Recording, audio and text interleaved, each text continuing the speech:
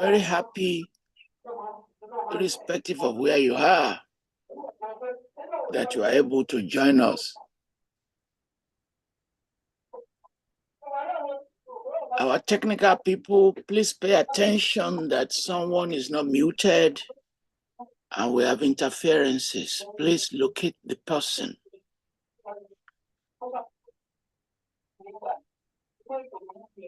We are observing the Ramadan, which affects this program.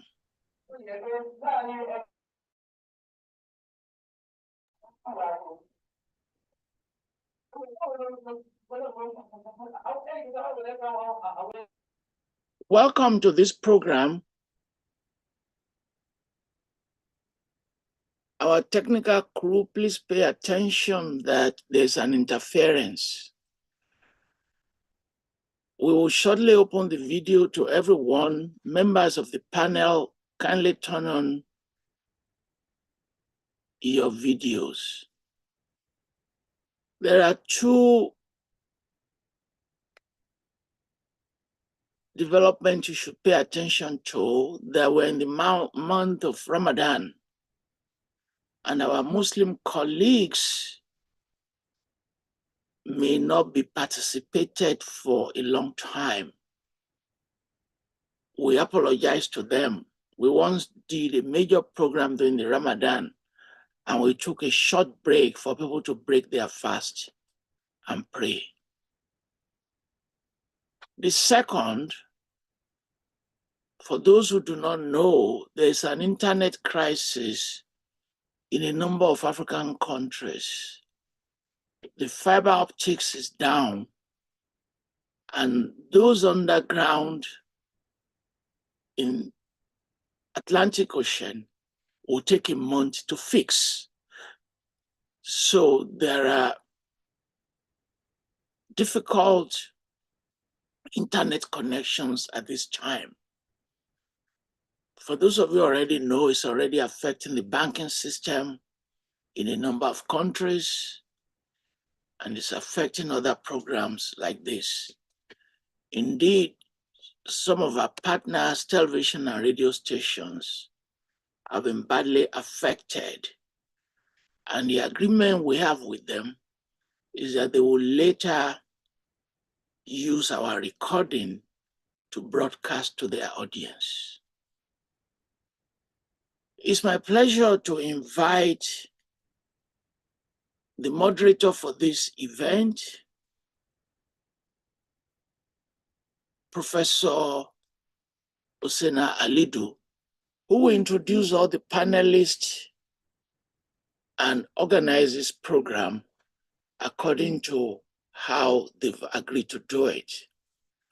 I want to take this opportunity to congratulate her on the publication of our new book, Protest Arts, Gender and Social Change. The book combines three elements to formulate a set of new ideas. The first is drawing from fiction, the second draws from songs, and the third draws from the media.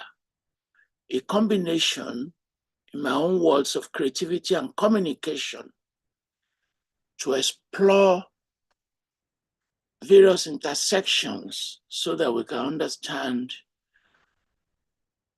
contemporary societies in relation to previous ones. And as she does this, she takes us to the works of a new generation of writers. So popular songs that some of you are familiar with and performances across countries like Niger and Nigeria. And for those of you who follow some of these developments, there is Hausa Wood. Yesterday I watched one on Aisha against Aisha. And now they're now using these creative works to change the nature of society, sometimes reinforcing previous traditions, sometimes rupturing them. And as she develops this book with a lot of empathy, she begins to emphasize the realities of what she calls forms of oppression. I'm quoting her there. Issues around social isolation and marginalization, which I expect would be part of this conversation.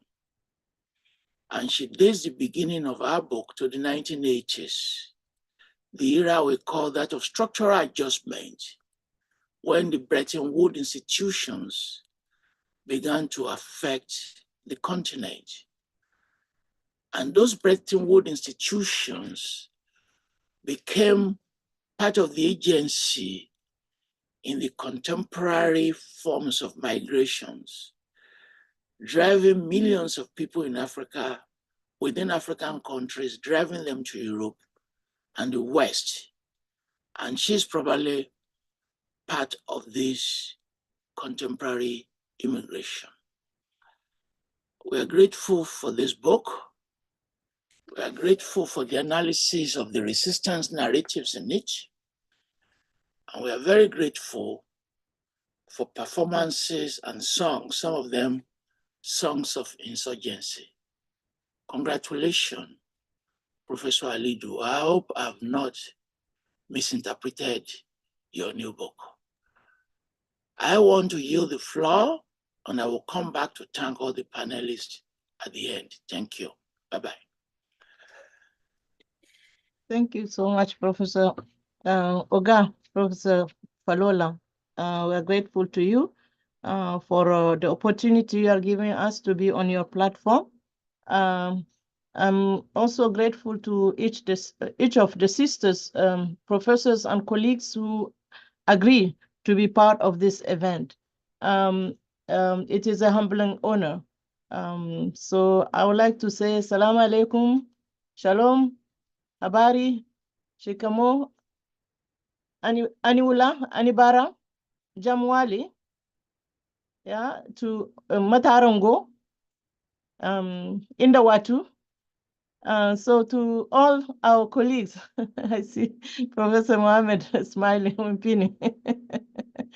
So I would like to wish you happy Ramadan, and to all our sisters and brothers all over the world, regardless of your religion, your faith, we wish you well. We wish you peace. And we wish to all our brothers and sisters all over the world, within the African continent, Europe, Asia, Middle East, we wish you peace. We wish you well-being. We pray for the heart and mind to open to peace and to solidarity and love. So this is this convening is really an honor to celebrate the lives of women, each one of us who are privileged to be here, but also those who, for whatever reason, could not be here. We are celebrating you, and we continue to pray for peace and to wish peace to everyone, every community around the world. So this is a panel that we had a previous panel on language and knowledge production, and I kindly, as a young sister, asked Professor Toyam Falola, well, this is the Women's History Month. I think it will be important for your platform to host us, to give us the space to celebrate each other, no matter what is the condition. It should be an opportunity for us to say thank you to each other for what we learn from each other and what we will continue to learn across time. It is a transgenerational dialogue. And I'm so grateful to Professor Toyam Falola for saying, yes, we can have this panel. And then guess what? When we were having the dry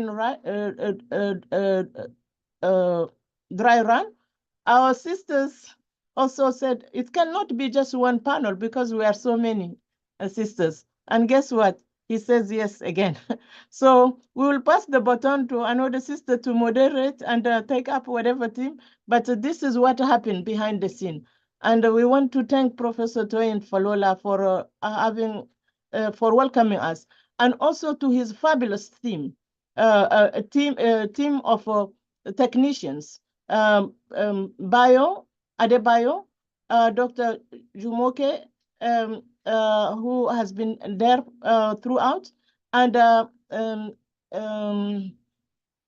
Habib, and many. So some of you, I forgot your names, so please forgive me. But you have a fabulous technical support team, and we are forever grateful to each of you.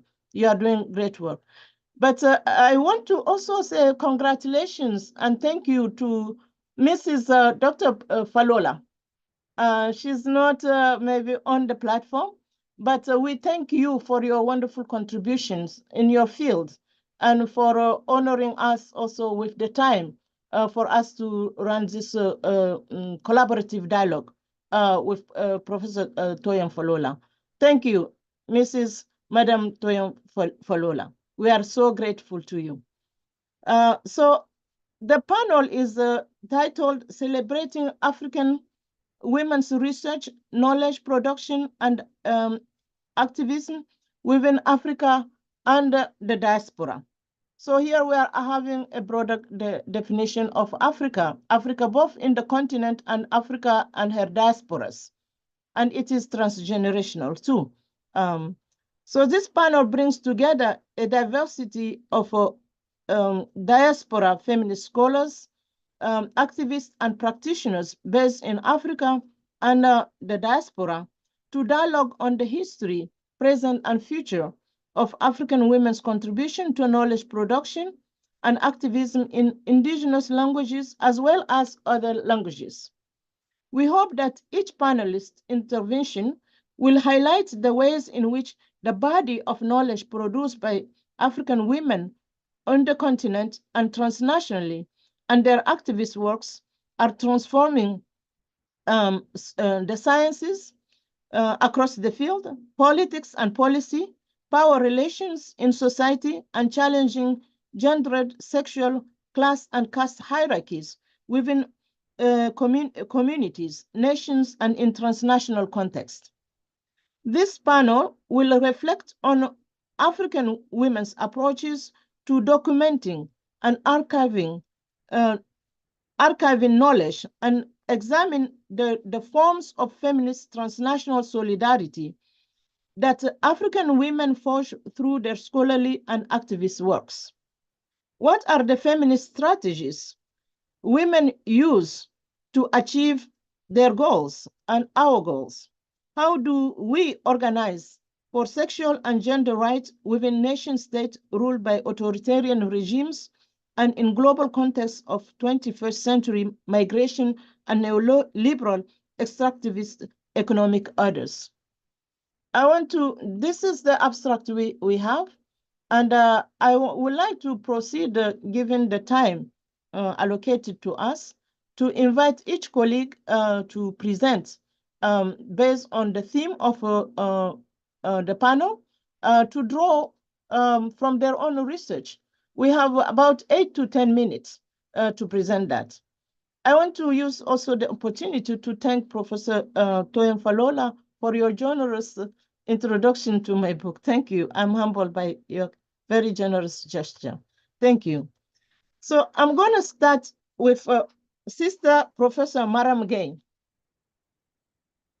Originally from Senegal, Professor Marame Gueye is a scholar activist and associate professor of English and African literatures at East Carolina University in Greenville, North Carolina. Her work is on the verbal art of African women, gender, hip-hop, and migration. She received a BA and MA in English literature from Cheikh Anta Diop University in Dakar, Senegal, and a PhD in comparative literatures, feminist theory, and translation from SUNY Binghamton.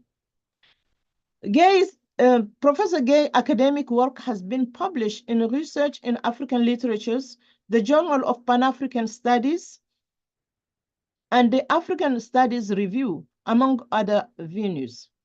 Her op-eds on women's rights in Senegal have appeared in the Washington Post, Al Jazeera, and Africa is a country. She's the founder of Une Sénégalaise aux États-Unis, a Senegalese woman in the USA, a collective of over 3,000 women from Senegal who live in the USA. She was a Kalaloo Writing Fellow in 2016, and her fiction has appeared in Transition Magazine and the Bellingham Review. So please welcome Dr. Professor Marame Gueye. Thank you for gracing us with your outstanding scholarship and also your civic work. Thank you. Good evening, good afternoon, good anything, wherever you are. I am so humbled to be part of this panel. I thank Professor Falola for hosting us and giving us this opportunity to use the space to engage with each other and colleagues and other communities across the world. I also thank Big Sister Professor Husseina Alidu, and congratulations on the book. I cannot wait to read. We appreciate all the work you have put together to bring us together, but I also wanted to thank the staff of Professor Falola and their professionalism and how well they organize these interviews. I'm very impressed. I wanted to frame my intervention in 3 axes because I do several things at the same time. And that's why I call myself a scholar activist. For a long time in academia, I felt a little bit confined because to me, as somebody who researches women's knowledge, it was hard for me to not engage with women outside of academia. And that's why later, after tenure, I would say, I decided to focus a lot on activism. But my interest first in terms of scholarship is on women's knowledge, and I wanted to really emphasize African women, especially Senegalese women or Wolof women, which I know the most, as serious knowledge producers. Because I think that sometimes we tend to look at what women do as just relatively important. We don't see them as knowledge producers.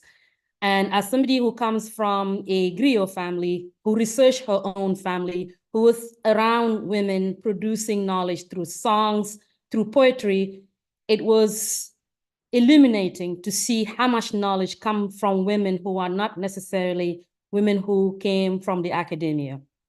So my first work was on the verbal art of Wolof women, my personal aunts, who created the first women's performing groups who will travel around our region in central Senegal, especially singing, producing songs, and passing them from generation to generation, but really engaging the daily lives of women in their songs, especially during weddings, during family ceremonies.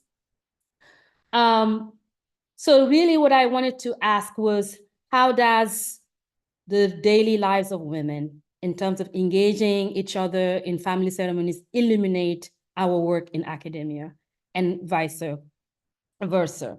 And how does this work, or how does this knowledge create connections beyond our lives, and especially in the diaspora? Because as somebody who lives in the diaspora, I see how home sometimes, and most of the times actually affect our daily lives. Just to give you an example of African women as knowledge producers.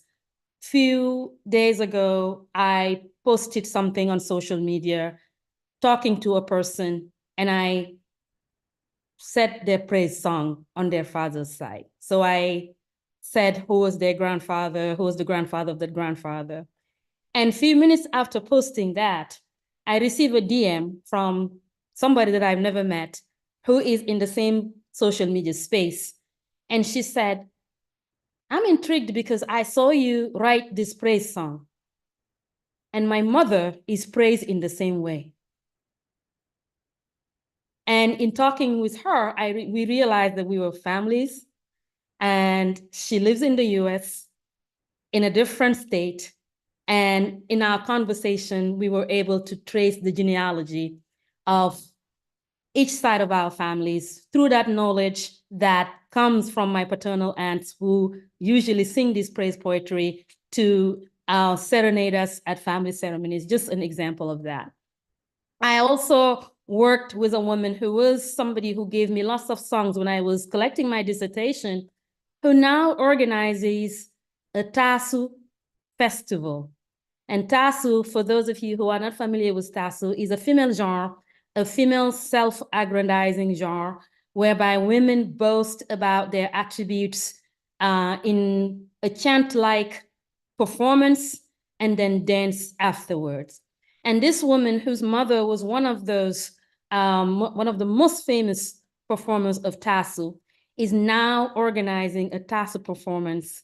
And these Tasu festivals, she holds them during weekends in the summer, whereby lots of people from Senegal come, and young people especially, hip-hop singers, come to learn how to perform Tasu, how to create Tasu, and how to perform it, which I think is very important in the sense that now Tasu is taken out of the griot context and put as some knowledge that can be passed down through education and through a practical way of doing it, which I find really interesting. And for the sake of time, I wanted to talk about how in the diaspora, as women, especially when it comes to gender, our cultural practices at home are enacted in the diaspora and how they affect especially women in the diaspora.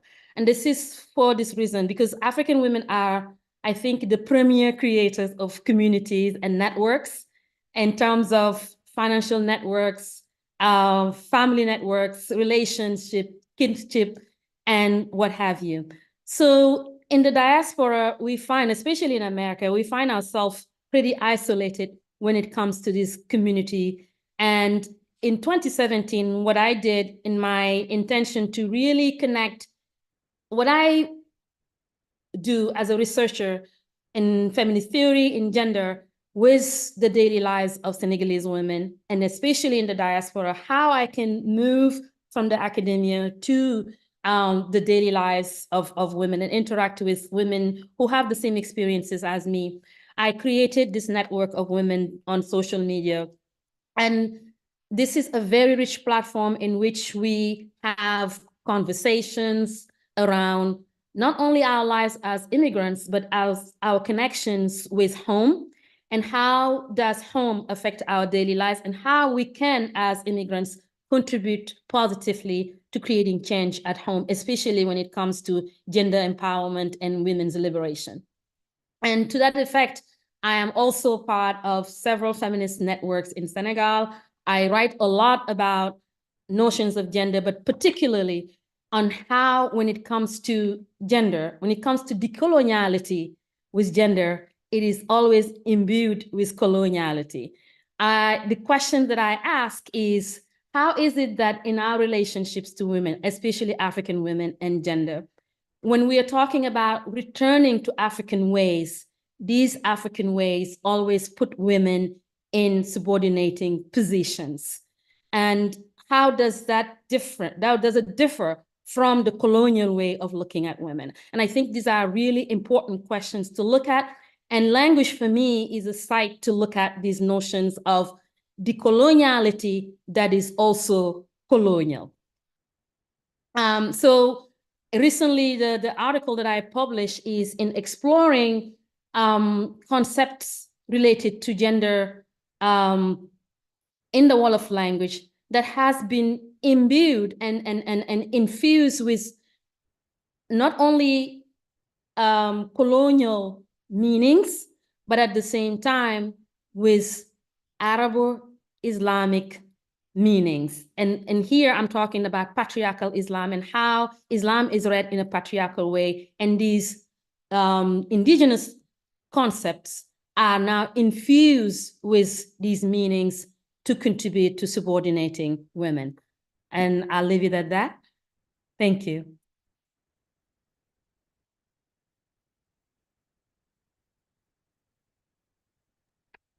Jeff, Professor Gueye, thank you so much. This is so wonderful. Thank you. We'll come back to so many important concepts you have raised during the discussion, the next round. Thank you. Thank you so much. We now turn to Professor Fatima Sadiqi. Professor Fatima Sadiqi is Professor of Linguistics and Gender Studies, University of Fez, Morocco. Her work focuses on women's issues in modern North Africa, the Middle East, and the Mediterranean world. Professor Sadiqi is an author and editor of numerous volumes and journal issues, including Women, Gender, and Language. Another volume, Images of Women in Abdallah Basrahil's Poetry, published in Beirut, Arab Institute for Research and Publishing. Another volume is Women's Activism and the Public Spheres, Local and Global Linkages, which appears in the Journal of Middle Eastern Women's Studies. Then there's some other volume, Women and Knowledge in the Mediterranean, which appeared with Routledge in 2013. Professor Fatima Sadiqi is also a public speaker in many languages and a member of many national and international scholarly and policy-making boards. Currently, Professor Sadiqi is a fellow at the Woodrow Wilson Center. Well, that is the past, 2016. And her upcoming book focuses on jihadism and the escalation of violence against women in the Middle Eastern and North Africa. I believe that volume is out. So without any further ado, please welcome our outstanding Professor Fatima Sadiqi, a great member of our network African Feminists initiative. This is one initiative that I will come back to it in our next round. Welcome, Professor Sadiqi, out of University of Qatar. So we thank you for your time to join us.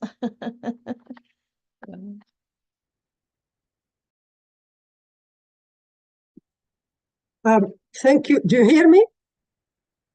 Yeah. Thank you very much, Husseina, and congratulations. I'm looking forward to read your book. I would also like to take the opportunity to salute Professor Cohen Tolola for the opportunity and also the space. Actually, my intervention today is about a book that I have just finished. Forget about what you said about jihadism. This is, I have been living for the last 2 years or so in prehistory. I am a linguist. My mother tongue is Amazigh. And for me, the Amazigh language and culture is the one link between North Africa and the rest of Africa. And I have experienced this firsthand because most of my work especially the first part of it, about the Amazigh language and culture. The book is called Women and the Codification of Language of the Amazigh language. Now, how am I going to introduce this? As I said, I have been a linguist for a long time and also a women's studies person. But what I see is that Amazigh women are presented in most cases as preservers of culture. But at the same time, when you look at the language and you reflect on the fact that this is a language whose alphabet, Tifinagh, which is still in use, has not been used for long texts and not for a long time. And yet the language survived. And it took me years to find out that it survived because it's linked to women's designs in carpet weaving, in rug weaving. So this intervention is a tribute to the weavers, anonymous women. And to find out and to try to prove what I said, I had to go back to prehistory, when North Africa was very much linked or part of the Great Sahara before it dried up. I learned a lot. But the fascinating thing is that the designs, the art of women is very much similar to the rock inscriptions that, by the way, Dr. Marame, I was in Senegal and I saw, it was by accident that I went into a place which looked like a cafe, and where they had these stifina on the wall, and they were very proud of my art. I took pictures of that.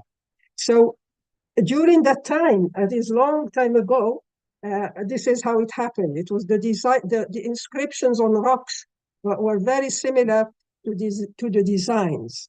Now, how to show this? Of course, linguistics cannot really, well, it helps to a certain extent, anthropology less, sociology less, but one thing that really opened the door to me is archaeology. Archaeological work in Morocco after independence and nowadays has shown, and also the interpretation and the findings have shown that the shape of Tifina, which is the Amazigh alphabet, which I compared with the shape of the designs that women wove a long time ago, are similar. And the message I want to pass on is a simple one, that women, through art, through their creativity, through their imagination, because these designs, the symbolism and all that, they express a lot, the goddess and all that, they express a lot that even after the coming of Islam, these things are part of our unconscious, but also part of our art. So through their creativity, women actually helped codify the language, and that's why it has survived, because a language without an alphabet like that wouldn't survive. This is very much known in linguistics. So this idea has fascinated me and is still fascinating me. And when I look at the tattoos, for example, which resemble the rug designs, the tattoos, jewelry, and many other markers of identity, but also symbolic, all these things relate the Amazigh population not only to Africa, but to everything that we can recall. From, when I say prehistory, I mean thousands of years before, yes, BC. And I know that I don't have much time, but I can add here that there is a book which appeared in 2016, which also was very instrumental in pushing me in this direction. And it's called, it's written in French, Les Femmes de la Préhistoire, where this is about the prehistory of the West. And when you read that and you read the findings of archaeology, you can see how old our heritage is and how common it is for women across the continent. As you remember, Usaina, Women Right in Africa has taught us that. We know that these things exist, that there are many trends, if you want, continental, transnational similarities between women all over Africa, east, west, north, south. So if this suggestion that I am making flies, or if people accept it, it means that we will open the door to many things that actually unite more than separate women from Africa, because very little is known about these things. And I think it is a duty that we should continue to work in this direction. Anyway, it changed a lot of things for me, and I am very happy to share some of it with you today. And I decided I was going to talk about activism, knowledge production. But for me, this is knowledge production, because in Amazigh studies, women are presented as preservers of culture. But I say, well, they have for a long time been between the preservation of this knowledge and the production of this knowledge. This is a production of knowledge. And if this production of knowledge, I mean, I hope it will make sense. It means that art, women's art, is at the basis of the codification of a language which is very unique in the history of linguistics, where even from Kurdish, which is very close to Amazigh, this is really unique, and this is the one link that, as I said, links the two parts of Africa. This book, unlike any other book before, really gave me a lot of pleasure. It's a journey in the past and in the future, and I'm very happy to share it with you. It will come this year, 2024. Thank you very much. It will come out. Yeah.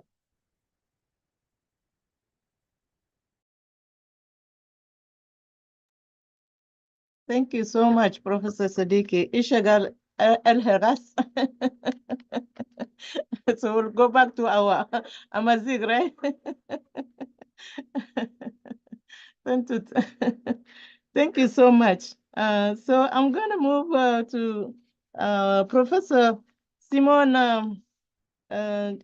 James Alexander, who will introduce us and bring us into dialogue with the contribution to African women of the diaspora.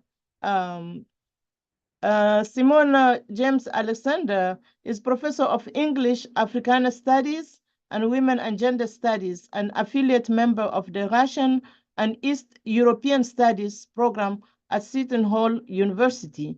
Her primary fields of research includes gender and sexuality studies, post-colonial literature, transnational feminist theory, Caribbean and Francophone literature, and migration and diaspora studies.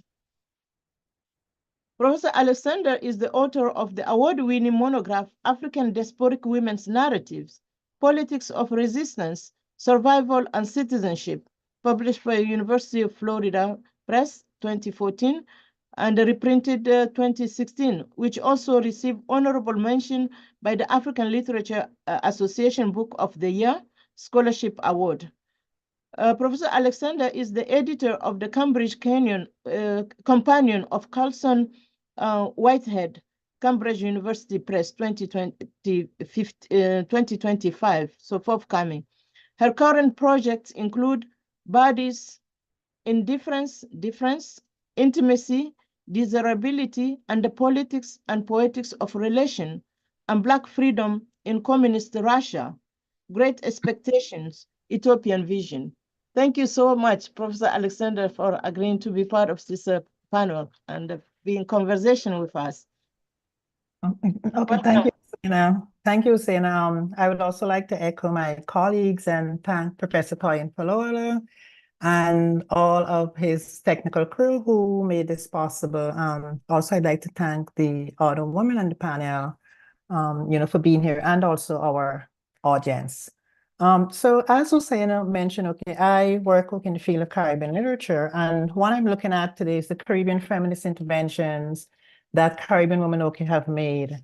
So I look at my research and some explore feminist theoretical interventions of Caribbean and African diasporic women, and I underscore the oppositional attributes of their knowledge production, that which I argue is not wedded to Western theoretical inscriptions, but rather it disturbs notion of fixity and dislodges and challenges categories of nation, state, and nationhood.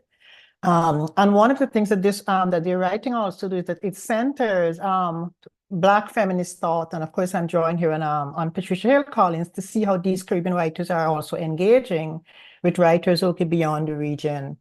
They also break away from traditional ways of theorizing, and they're advocating for the most part for a feminist, woman feminist conscious approach. So some of the strategies that they do employ include resisting reproducing the masculinist narrative, creating feminist frameworks to move beyond polarities, and also recognizing shared world of infinite appreciation of difference of women the world over. One of the things that I argue to these feminist practices that they engage in celebrate difference, even as it engages and advances a coalitional gender politics that resists fixities, singularities, and they allow for multiple histories and ways of being that can coexist. So as a result, they call for the need to re-theorize marginality and power. The 1980s for the Caribbean witnessed the end of an era of male domination in Caribbean literature, and henceforth, Caribbean feminist thinkers right across the region generated a surge of publications that showcase both their creative as well as their critical talents. During this period, an impressive list of anthologies were published by these women that made very, very serious critical interventions that allowed us in some sense to engender a significant transition that dislodged the androcentric canon, but also raising the profile and relevance of Caribbean feminist thinkers. The anthologies or these publications also mapped the emergence of Caribbean feminist criticism as a mode of theoretical challenge that centered women's lived experiences, but also foster transnational alliances, dialogues, and partnerships among women. One of the strategies that these women use is to employ a politics of inclusion, which proved quite necessary for reclaiming and reconceptualizing Caribbean female histories and reading narratives of gendered lives alongside a focus on transnational subjectivity. And one of the things that I've always argued, because I've argued that the Caribbean, for me, can function as an incubator for theorizing anti-Blackness and feminist knowledge production and epistemologies because of the multi-ethnic, multicultural makeup of the Caribbean as a whole. And I think that multicultural and multi-ethnic makeup is often overlooked. And I think it results in many instances in the erasure of certain Caribbean subjectivities. As you may all know, there's also the Indo-Caribbean. I also work in the area of the Indo-Caribbean women, and quite often, sometimes that group get erased in this process. I also want to pay attention to, because apart from the Anglophone, and I work primarily in the Anglophone and the Francophone, I also want to pay attention to the fact that there is also Francophone, Hispanophone, Dutch, and also the Lusophone Caribbean. And I think because of these multi-ethnic groups and this multiplicity, it complicates the traditional or the historical Black-white paradigm that we're so accustomed operating within. So I feel as though the Caribbean complexity disturbs, right? These strict binaries, and many of these women work outside these binaries. They, in some sense, challenge these binary oppositions to a great extent. I also want, while I also work in the Anglophone region, I also want to bring attention to unity and diversity across the interrelated histories and cultures of all of these groups that I just mentioned, Anglophone and Hispanophone and so on and so forth. And to also pay attention to the cultural, ethnic, linguistic, and historical diversity of Caribbean societies that allows for, in some sense, also a transnational feminism that attend to women's difference, both locally, and globally. One of the arguments that I made that the anthologies or the use of anthologies as a discursive and theoretical platform for registering the emergence of Caribbean feminist work has been very, very, very effective in this sense, because I think it also speaks to a sense of community endeavor. It also speaks of a shared relationship and a mark of transnational feminism, where these women are having conversations with each other, and they're also having conversations outside of the Caribbean region. The anthologies, as well as I mentioned earlier, it dislodges and decenters the one-way singular flow of knowledge Anthologies also, I argue, allow for a sampling of writers and writings, and for the most part, they provide easy access to both established as well as emerging writers. And here you see that kind of like transnational alliance and exchange that's even happening, within. It also allows for a wide range of literary works in different genres. And I argue that this collectivity, this feminist partnership fosters relations on idea of unity in diversity, which is a recurring theme of Caribbean feminist scholarship. This notion of collectivism between established and emerging writers engenders the dismantling of barriers and hierarchical tradition, because you have different groups who coming together, and working towards this kind of Black women knowledge production. Anthologies disrupt the centrality and singularity of authorship, authority, and knowledge production. And one of the interesting things with many of these anthologies that came out, they were generated by conferences, which I argue allows for the decentering of the abstract ways of theorizing that sometimes we've grown accustomed to. And it also challenges the site of theoretical and literary exchanges, right? Because it's not a normal space that we normally see as a normal space of theorizing, Black women, feminist knowledge. This literal and symbolic interchange and interface, I also argue, between academics, theorists, grassroots activists, and artists is one of the hallmarks of Caribbean feminism. The women also, in their writing, they move away from the middle class and bourgeoisie preoccupations of their male counterpart. And what they do in this case, they underscore the lived feminist knowledge with a focus on grassroots and ordinary, grassroots women and ordinary people. This also engenders a cross-cultural multilingual focus. The women forge in many ways, they're real and imagined communities in which they share a personal history of migration and imperialism. The feminist concerns, I argue, also are laid bare in the everyday struggles of ordinary men and women, working class immigrant families, particularly Black working class women. In their oppositional knowledge practices, I also propose that Caribbean women, feminist thinkers, centered women's lived experiences, their cultural particularities, even while they're fostering transnational and reconceptualizing, even while they're fostering transnational dialogues and partnership among women globally, and transnationally. One of the things that they do in reclaiming these Caribbean female histories and also reading narratives of gendered lives alongside an expanded focus on racialized and transnational subjects.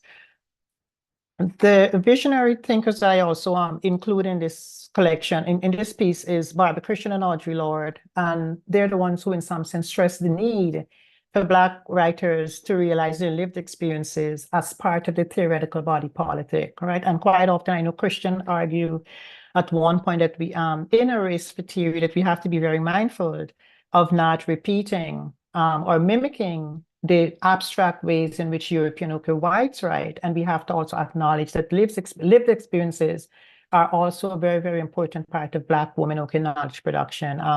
And she even says, even the stories that we tell, the riddles, the way we kind of relate, all of those things should constitute, or all of those various ways that we kind of engage with each other, they're all part of Black women knowledge production, but they're also challenging the status quo, so to speak. One of the things I also, and I know I'm running out of time, but just very quickly, I also found it interesting, on one of the arguments that I made is that the female body itself becomes an archival space of knowledge production, right? And in this regard, I'm thinking of someone like Audre Lorde, right? In her memoir, the Cancer Journals, in which she stages an alternative practice and an alternative stance of Black feminist criticism, and her body, in this case, becomes the site of feminist contestations, of theoretical analysis. And at the same point, it engenders the experiential. Caribbean feminists as a whole, Caribbean feminist criticism as a whole, posit the body as a site for politics, a site where social constructions of differences are mapped onto this body. Lorde also poses the erotic, which she sees as empowered self-knowledge, as critical in dismantling social, racial, and political hierarchy of white heteropatriarchal power structures. And one of the things that she's also she centers also female sexuality, right? She brings a discussion of Black women sexuality into Black feminist criticism, right? And so it shows ways of how Black women are theorizing the body in so many different, ways. I also speak about ancestral knowledge because I know Professor Gueye already speak about how we were in conversation with each other. I look at ancestral knowledge as part of knowledge production as well, where a Caribbean woman, is entrenched in the African oral tradition. Orality is also a very major part in the way how these women theorize in the Caribbean. Professor Alexander, sorry, I will have to interrupt you. We will come back to that so that we'll go into your own specific, we'll be in conversation. But this is really wonderful and outstanding. We are very grateful to you. Okay. Welcome back. This is very exciting. You are enticing us. Okay, thank you. Sorry. So each intervention, the first part is really no more than 10 minutes. Yeah, thank you. So now we'll turn to Dr. Zeinabou Hadari. Professor Hadari is a scholar and feminist from Niger who uses advocacy, research, knowledge, influence, and philanthropy to promote social justice for women in her country, Niger. In our country, Niger. Until the military coup that happened in Niger, July 26, 2023, and the subsequent shift in governance and political power, she was serving as Deputy Chief of Staff of the Prime Minister of Niger. Prior to that, she served at several other functions as civil servant. Dr. Hadari stood up against patriarchal oppression since her early ages by engaging herself in school and community-based organizations. She led and nurtured her activism by joining the Women's March movement of May 13, 1991, the Niger first in kind to claim political inclusion and greater involvement of women in the positions of power. Dr. Hadari holds a PhD in history from Temple University, Philadelphia, USA, and a maîtrise in the same discipline of history from the University of Abdou Moumouni, Niamey, Niger. She is fluent in English and French and speaks 3 other African languages, including Hausa, Songhai Zarma, and Fulfulde. So please welcome Professor Hadari. And thank you. We know you are in Niger time and we are and fasting. So we are grateful to you for joining us. Thank you very much, Sister Professor Usaina, and congratulations for your new book. Thank you. I can't wait to read it, and I hope, and I'm making the wish that I will get a copy as soon as possible. I would like to thank all the panelists, to express my deepest respect to Professor Fola and his team for this event, but particularly to him for having built the field of African history. We're very grateful to him for that. I also would like to make another comment for Professor Usaina, my sister, my mentor, and thank her for inviting me to join this platform of prominent people. I would like also to ask you a favor and be able to say a word in loving memory of our sister and colleague, the late Professor Asana Alidou, who passed away in June 2023. I just thought that it's unthinkable to me to be on the panel and within this celebration and not saying a word about her. So I wanted to express deepest gratitude and respect for her memory, for all the outstanding guidance that she gave us and mentorship. May her soul rest in peace. Thank you also for giving us the opportunity to break our fast during this month of Ramadan. It is very appreciated.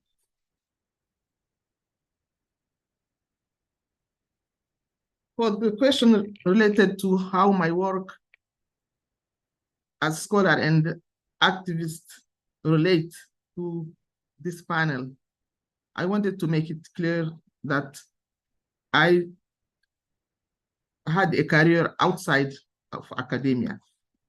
So whatever I did in terms of research, I did it as activist. I wanted to illustrate that using my own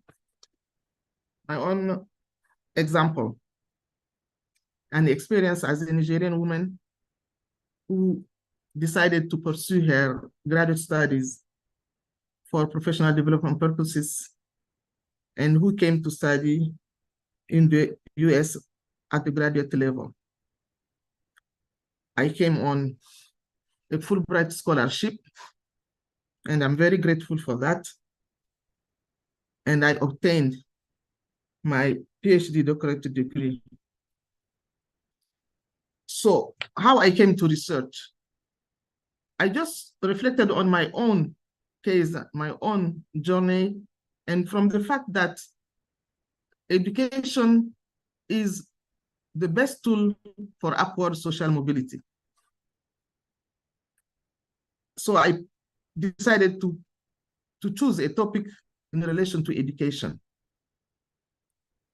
And based on the fact that in Niger, we have the lowest rates of female education, and actually on all grounds, I decided to look at that and why is this happening, and see what are the reasons and how this can become a research topic. And when I was going with my research, I found out that in terms of formal education, this is what is happening, but also that there was people are more, or the society, the community, more inclined to go for Islamic and Quranic education, just based on different factors and justifications.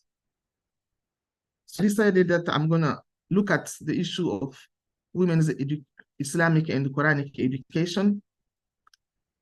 And I found that in that field also that there are discrepancies, that it's not as one piece as it's seen.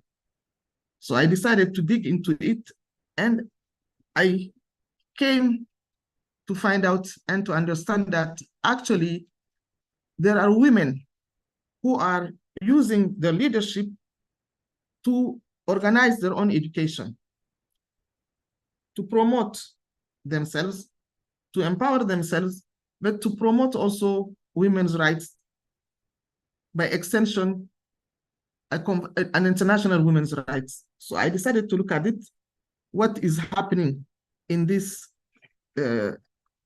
group, which is, I would say that it was well located in one community, one religious community, in one place where this system has been developed and why it has been developed. So I came up with what is now actually well known as the Chota Women's Educational Model. And I found out that this religious community was using, as I said, their own agency, and they did not put in question the fundamentals of the Islamic religion, but they were able to promote themselves and they promote women's rights, and they were able to capture a lot of opportunities to empower themselves. They were establishing a Quranic-based education creatively by domesticating and using the internet and the information technologies.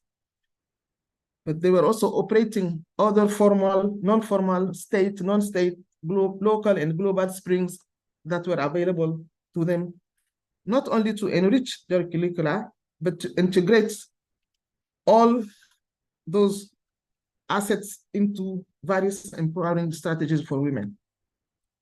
So this research, or the finding of this research, convinced me about the relevance of the contributions of Muslim women to the functioning of their societies, past and present, by the way they reinvent and shape historical processes in innovative ways. Of course, related to this question about the production of knowledge, behind education, there is always knowledge. So these women are also, or were, or still are, producers of knowledge and their own pedagogies. So I would say that this was what led me to develop all my activism work around education, around empowering and promoting women in education. I did that by engaging with several organizations, local, transnational, and then at some time, I decided with other colleagues to set up our own organization, and that organization is called the Ren Daura Center, Women's Center for Niger. And the center's mission is to promote women and young girls and to empower them and promote their education among different strategies and use different ways to put research and knowledge production at the center of the center's mission. As a matter of fact, the center provides scholarships to girls. The center works to provide also mentorship. The center develop and produce knowledge, and also not only knowledge, but also some know-how from women, which is, if I would say, like grassroots knowledge of women. So all this, but we also use different other strategies to reach out to men to improve their education, to improve their access to educational opportunities.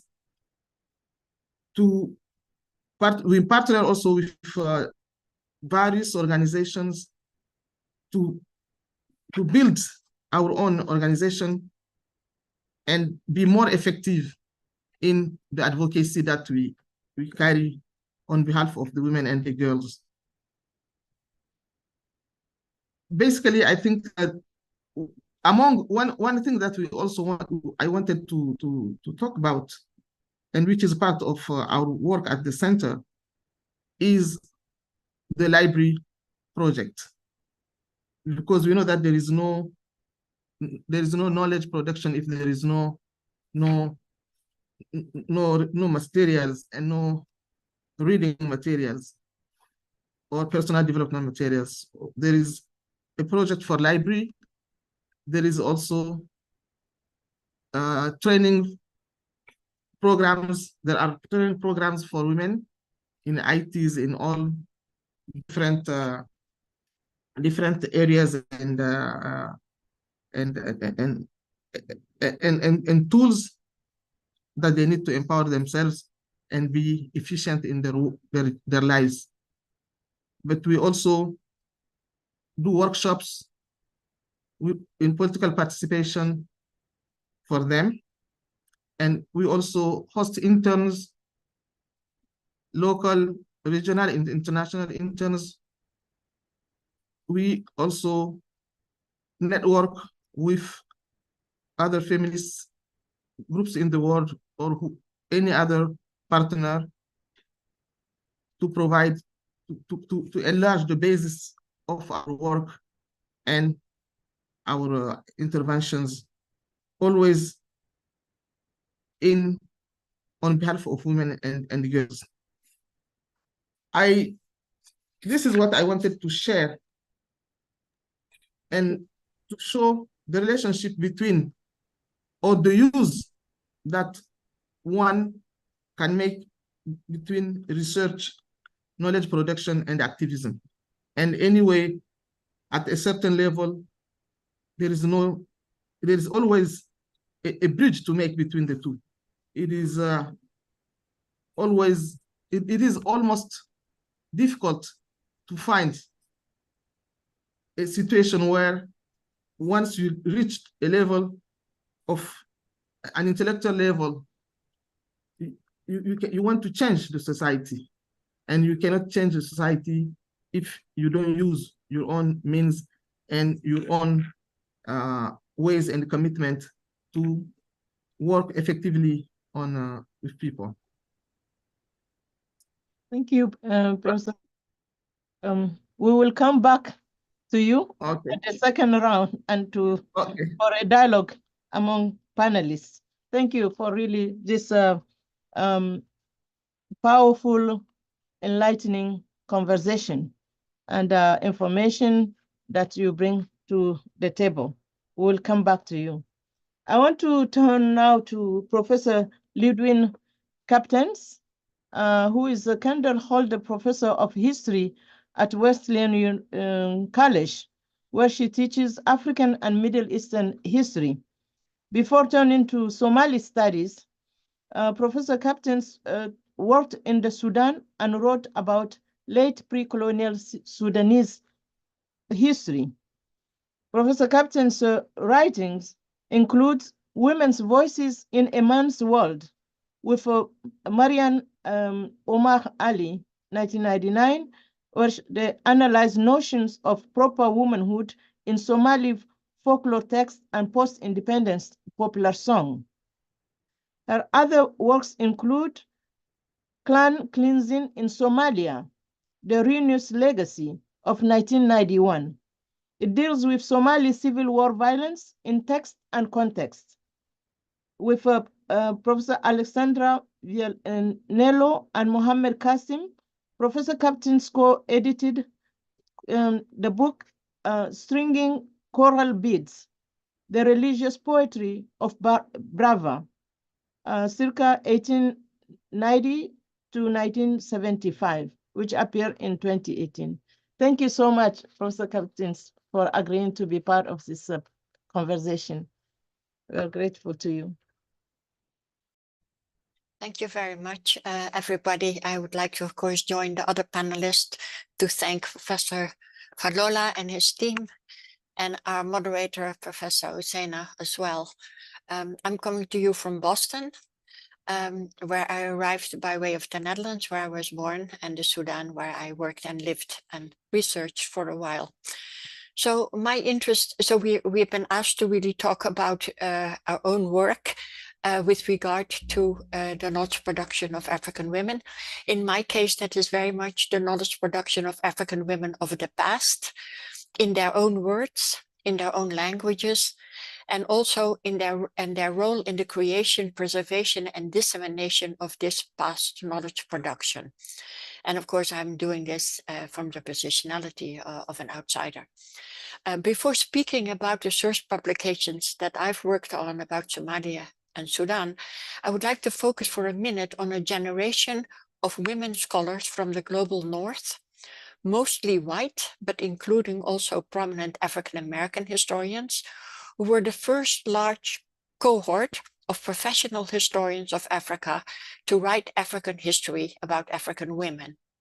These women founded the Women's Caucus within the African Studies Association of the US to bring African women scholars to the annual conferences, now of course completely established, and increased the then still very rare panels about African women's history and sociology, etc., at these conferences. This was in the early 1980s. Initially more aware of patriarchy and of the power differential between the global north and south, perhaps, than of the institutionalized racism in the US, of which they were beneficiaries, they nevertheless made a real contribution to African women's history. And while they did not necessarily produce source publications, many did include women's words and text in their work. And I want to just give a few examples, and there are many, many more. The late Jean Boyd on the poetry in a number of Nigerian languages of Nana Asma'u, the daughter of Sheikh Osman Danfodio, who died, Jean Boyd died, sorry, Nana Asma'u died in 1865. Jean Davison, who published her life stories of Kikuyu women with the women of Mutira, and she published this only after having gone back to the village and getting women's input and approval. Margaret Strobel for Women of Mombasa, Margaret Badran for Women of Egypt and Beyond, Sandra Green on the Anlo Ewa of Ghana, and Marjorie Mbilinyi on Tanzania women, Mania Lasrek and McDougall on Algeria, and so forth and so forth. And I have one action item here to discuss. I was thinking, did these and the other women scholars of this generation record their interviews on audio cassettes? And have these cassettes been deposited in some archive? Do we have archives for this? For Sudan, for example, we have the Sudan archive in Durham, UK, where I was able to deposit my fieldwork tapes from Western Darfur on the summers of 78 to 81, which was not about women, by the way. But for Somalia, we only have the online Italian Archivio Somalia, which is wonderful for old out-of-copyright Italian books, plus some Somali oral materials, but while an amazing labor of love, is not a well-institutionalized or funded archive. So I wanted to just say something about that as a possible action item, because the voices of these African women were preserved on these audio cassettes, and I think they're about to disintegrate.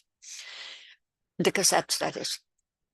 Now, on then the source publications that I've worked on, I will not mention really the two source publications on Western Darfur, on which I collaborated, as they consisted of Arabic text that, however expressive of local conditions, barely referred to women, even if they occasionally did in very warm and emotional ways.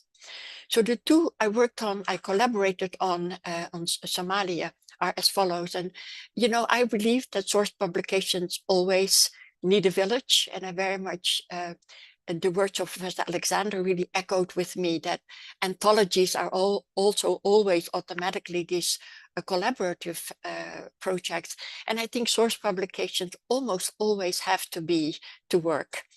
So the first one that I worked on was Women's Voices in a Man's World.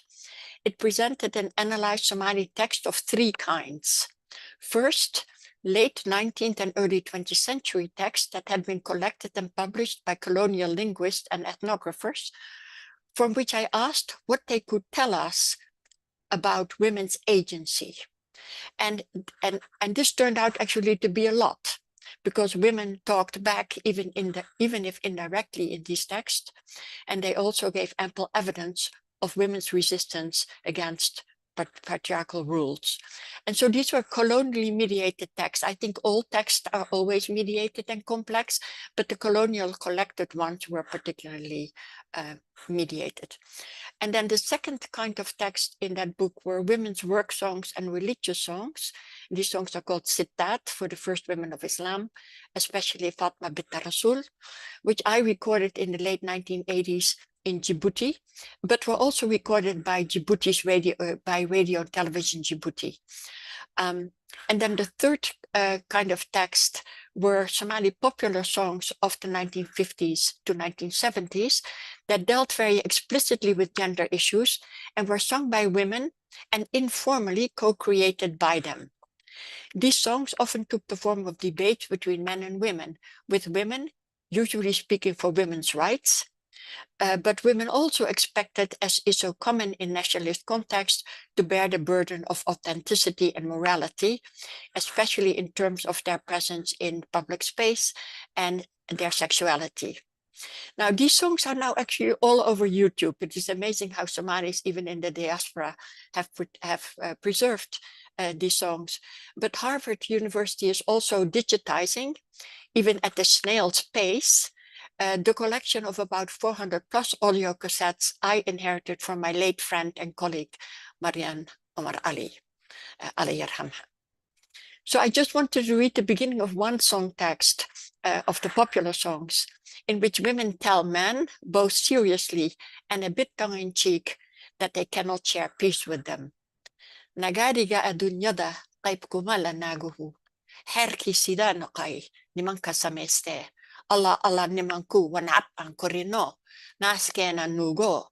Nafeya dumarko. Nabat lamavadagne. And it says, women have no share in the encampments of this world, and the laws were established by man to their own advantage.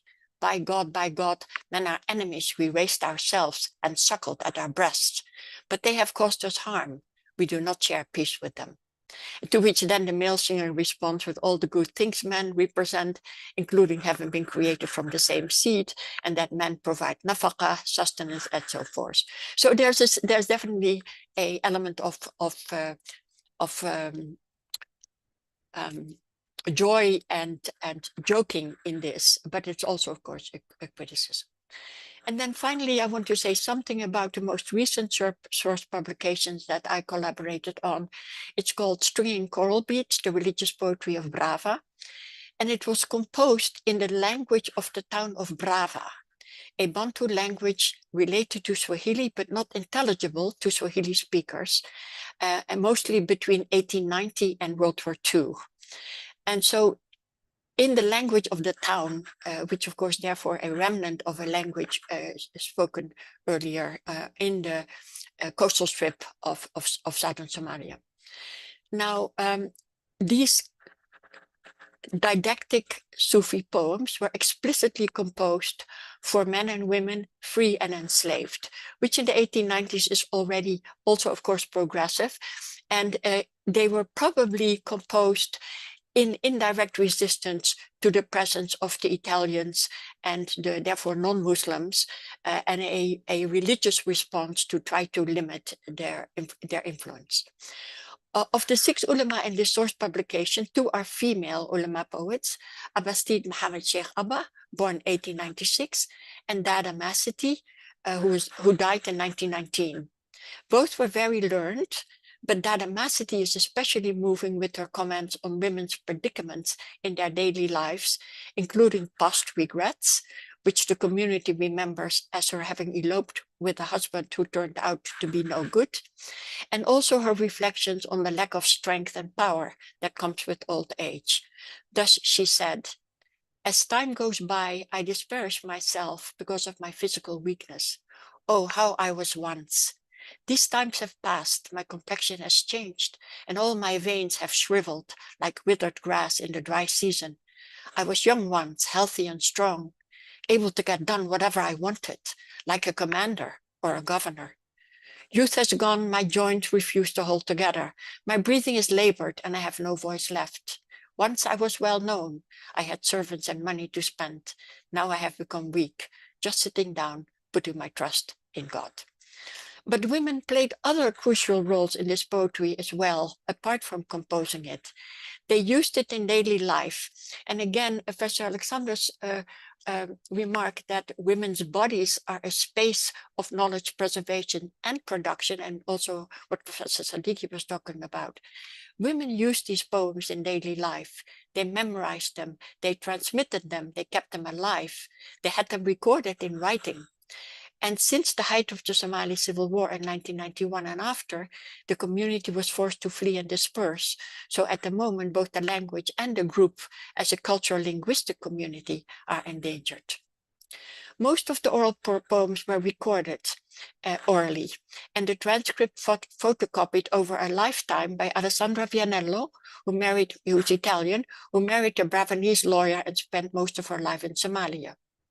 The religious theological expertise was provided by a son of Brava, a PhD in history and professor of computer science in Toronto, Mohammed Qasim, While I, with just enough Arabic and Somali to be able to think along and help produce this very complex manuscript and its extensive apparatus, invested only 7 to 8 years.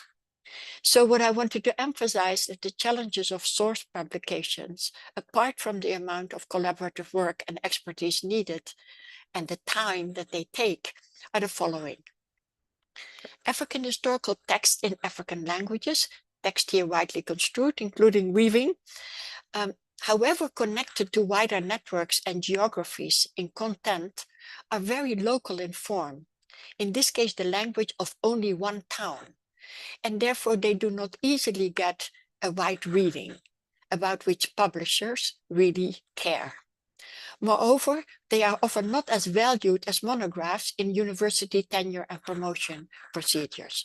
So I have one more action item to think about, how we might find ways of increasing funding and the academic valuation of source publications. And I will stop here. Thank you very much for listening. Thank you so much, Professor Kapteijns, for drawing our attention on the importance of ethical solidarity, transracial, transnational, and transglobal. Thank you. We'll come back to that and to see how we engage each other on an ethical level to build and to produce knowledge.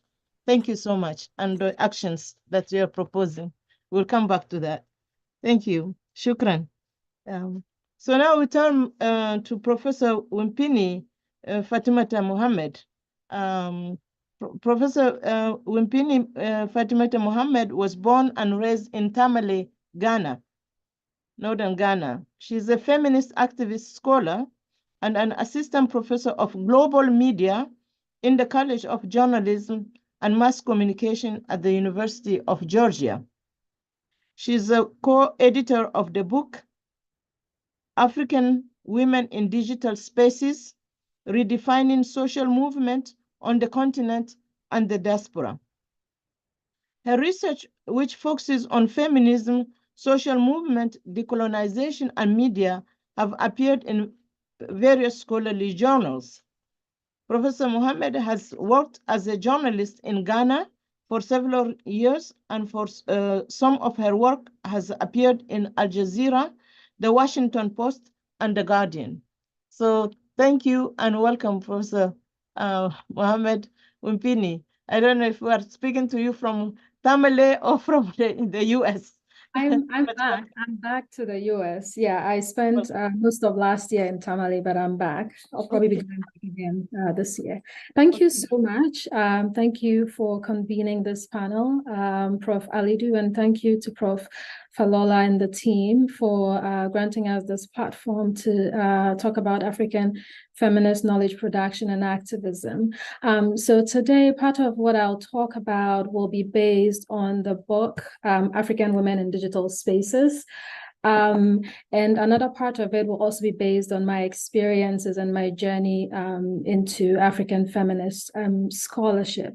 So first of all, I'd like to talk about some of the things that we discuss in the book. And I'm really glad that the conversations that we've had so far have touched on some of the issues, such as approaching knowledge production from a decolonial perspective.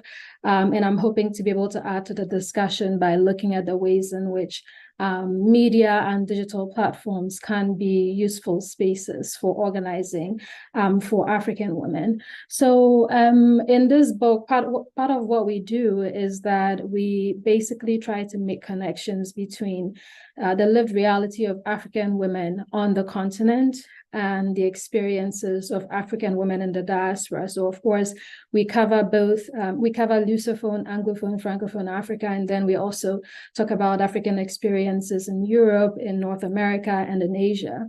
And one of the things that we found basically paying attention to this was the globality of these kinds of oppressions, the globality of patriarchal oppression, imperialism, and how that shaped the experiences of African women.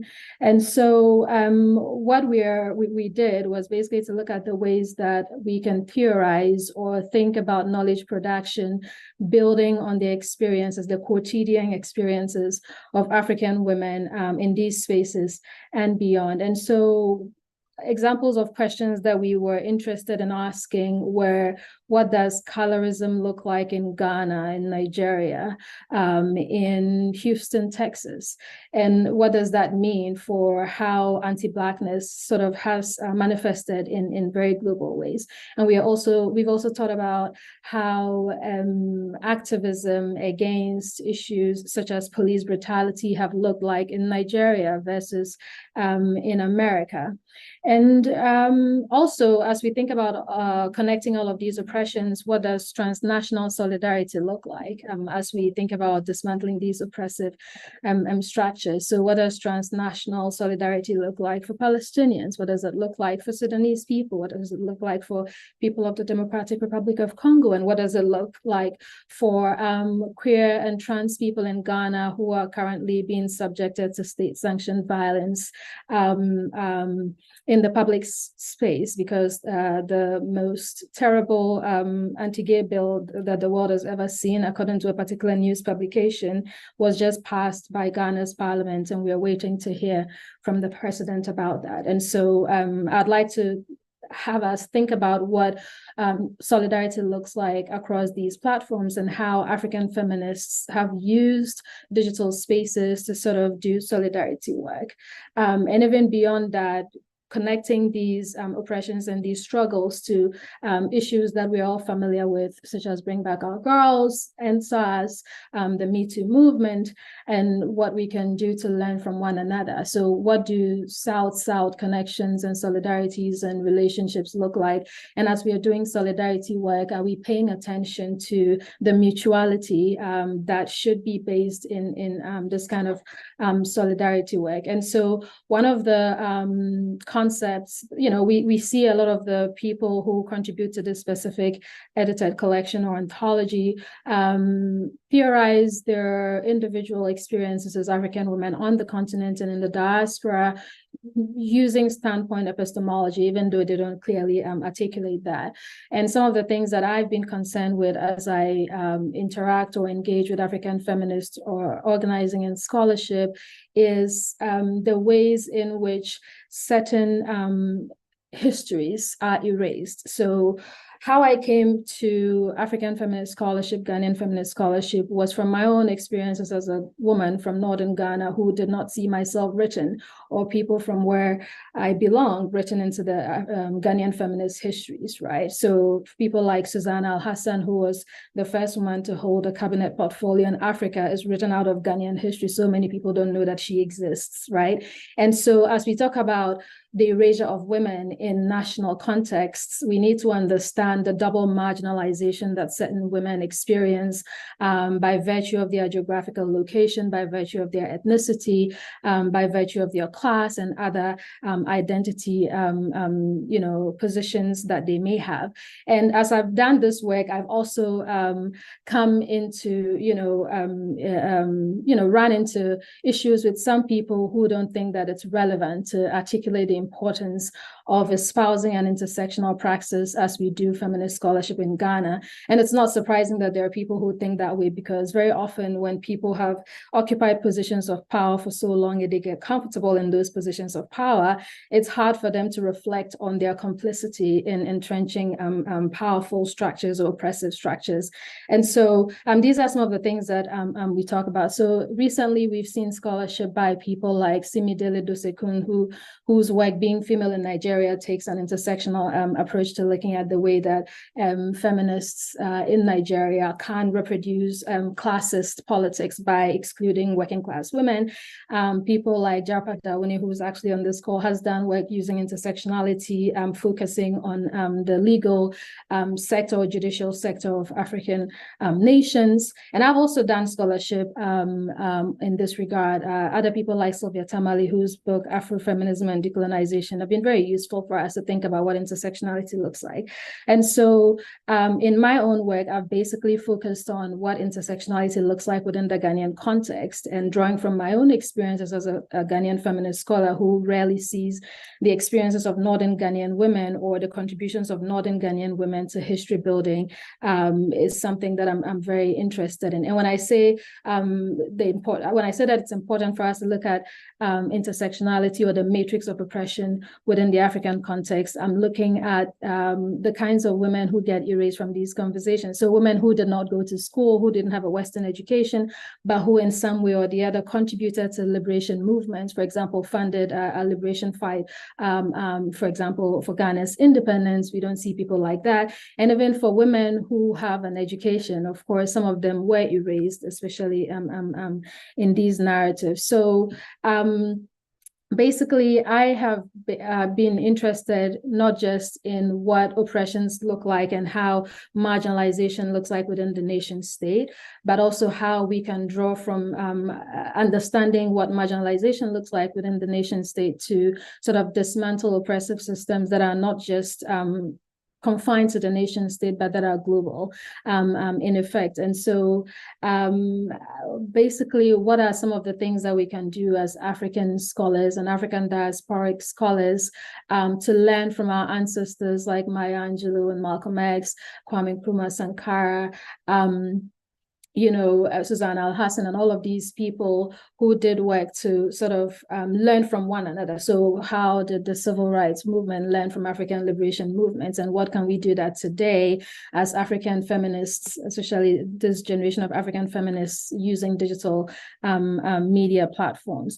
And it's also important for us, it's important for us to think about the ways in which we can draw from indigenous knowledges to support the African feminist organizing that we're doing. So it takes me back to Dr. Marame's presentation earlier, where she gave us, I loved it. I love the way that Dr. Marame sort of took us through her work as a griot and how that connects to the lived reality of Africans and the ways in which we can make these connections. And so basically, my major argument in this talk is that it's important for us to draw from indigenous knowledges in our own communities to understand the erasure of women in knowledge production, and also to sort of reframe what feminism looks like from an indigenous perspective, because we are still struggling to mainstream feminism and make feminism not a dirty word in our various national contexts. But if we're able to pull from our indigenous knowledges to articulate what feminism looks like in our communities, I think it will make it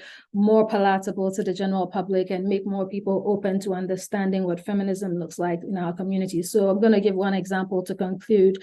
In my community, historically, among the Dagomba people, the Dagomba of Northern Ghana, women would, compose songs to mock and tease men who shirked their responsibilities or duties as husbands or fathers. And so when they went out to go farming or wherever, they would hear women singing the songs while, fetching water or fetching firewood or cooking. And that would immediately get them back into doing what they are supposed to do. And in this book, we've seen that sort of manifest within the context of what Mumbi Kanyugo calls digital ululation, which is a good concept to understand how we can pull from our indigenous knowledge to sort of understand the way that our experiences as African feminists can be situated within our sociocultural context. And so as we discuss our experiences as African feminists, it's important for us to make the knowledge not just accessible, but also relatable to the people that we are communicating with. So if we are doing public scholarship, let's make the knowledge relatable by pulling from these examples that people, everyday people are familiar with. Thank you.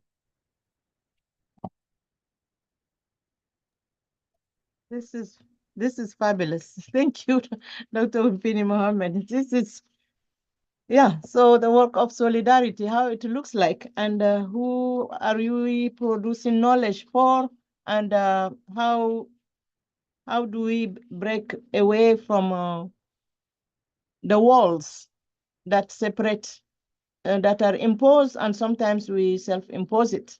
How do we reimagine knowledge production So this is really, I see a lot of overlaps in terms of the contributions from Marame to Wunpini and in between.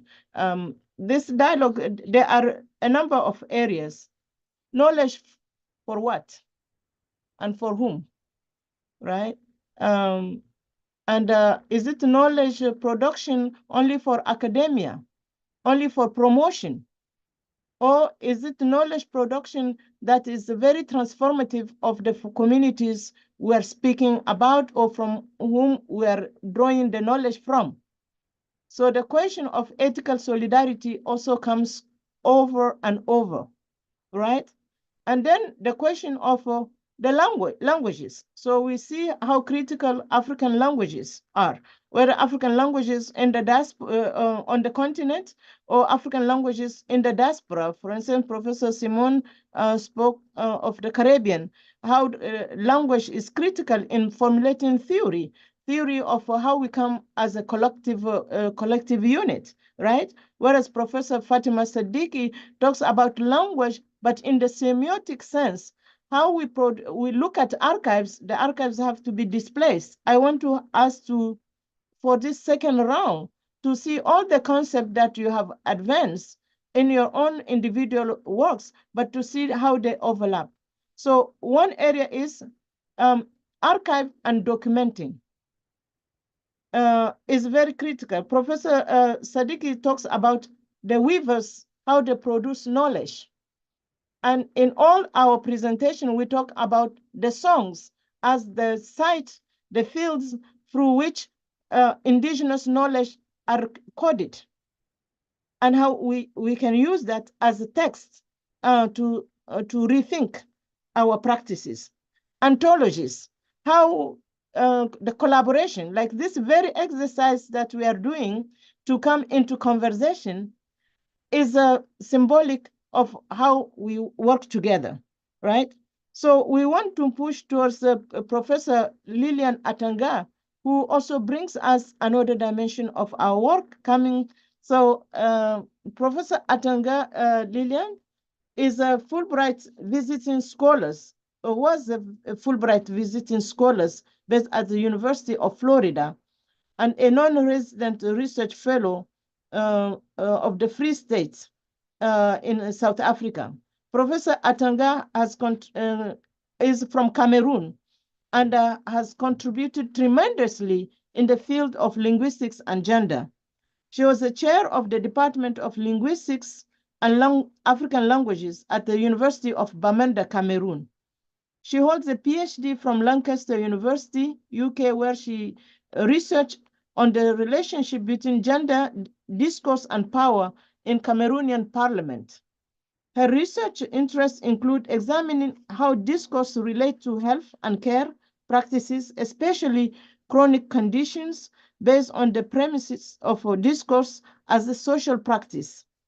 Professor Atanga does this using a multidisciplinary critical discourse studies approach. She also examines women's political participation using social media activism in Cameroon. Professor Lilian Atanga joins the Chronicity and Care in African Context as an advisory board member. It is really a great honor to have you, Professor Atanga Lilian. Thank you so much for joining us. Yeah. Thank you very much, Professor Alidu, for this opportunity to join the panel, the prestigious Toyin Falola panel. I mean, this is like the moment for me. I really want to appreciate you both for this moment and also congratulate you for your book. I will start this by saying who I am, because who I am defines what I do and how I engage in the theme we are discussing today. Coming from a rural background, born and raised in Bafut, in the northwest region of Cameroon, I grew up watching my mother and my father and my community relate with each other, how men relate with men, or how men relate with women, how women relate with women, and how women relate with men. As a child, I can't and could not question all of this because I internalized all of this in my cognition, which is pretty much what everybody does because there is a community and a societal cognition. People have ways of being, ways of doing, and ways of saying, ways of thinking, which are taken for granted, which are based on assumptions, on presuppositions, and on suppositions. It's supposed that being a woman, you behave, speak, and do in a very particular way. Went through education normally, did linguistics, theoretical linguistics for my master's degree, and then for my PhD, I went into an academic shock by going into the library of a feminist scholar in Cameroon, Professor Joyce Endele, and reading about gender. And that was the aha moment for me, because books articulated things that I've known and felt, but didn't have the language for. Now I began thinking, how do I relate gender to language and my personal experiences?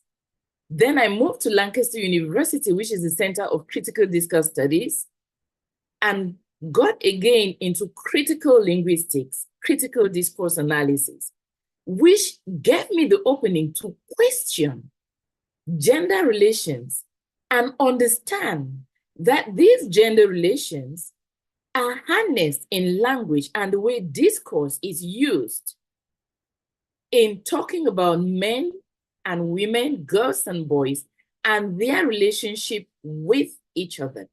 So what are the intersections between societal cognition of ways of being, doing, and saying by men, women, boys, and girls, and how we act and relate with each other? Norman Fakelov and Ruth Vodak articulate this by saying that discourse is a social practice. So how does language become a practice? How does what I say and do, how does what I say become what I do? How does saying that a woman should not be visible in public or should not participate in Kwifo, which is a traditional cult, become a reality for me in how I live and how I relate in political setups within my country? And that took me into the parliament to start questioning, why are there few women in the parliament when nothing constitutionally stops them from being in the parliament? So based on that social cognition that women are not members of the traditional courts, which are the political courts, they therefore don't think that they could also be members of the political systems and structures within my country. And I ask, but why are women not part of these systems and structures? What role does language play in all of this?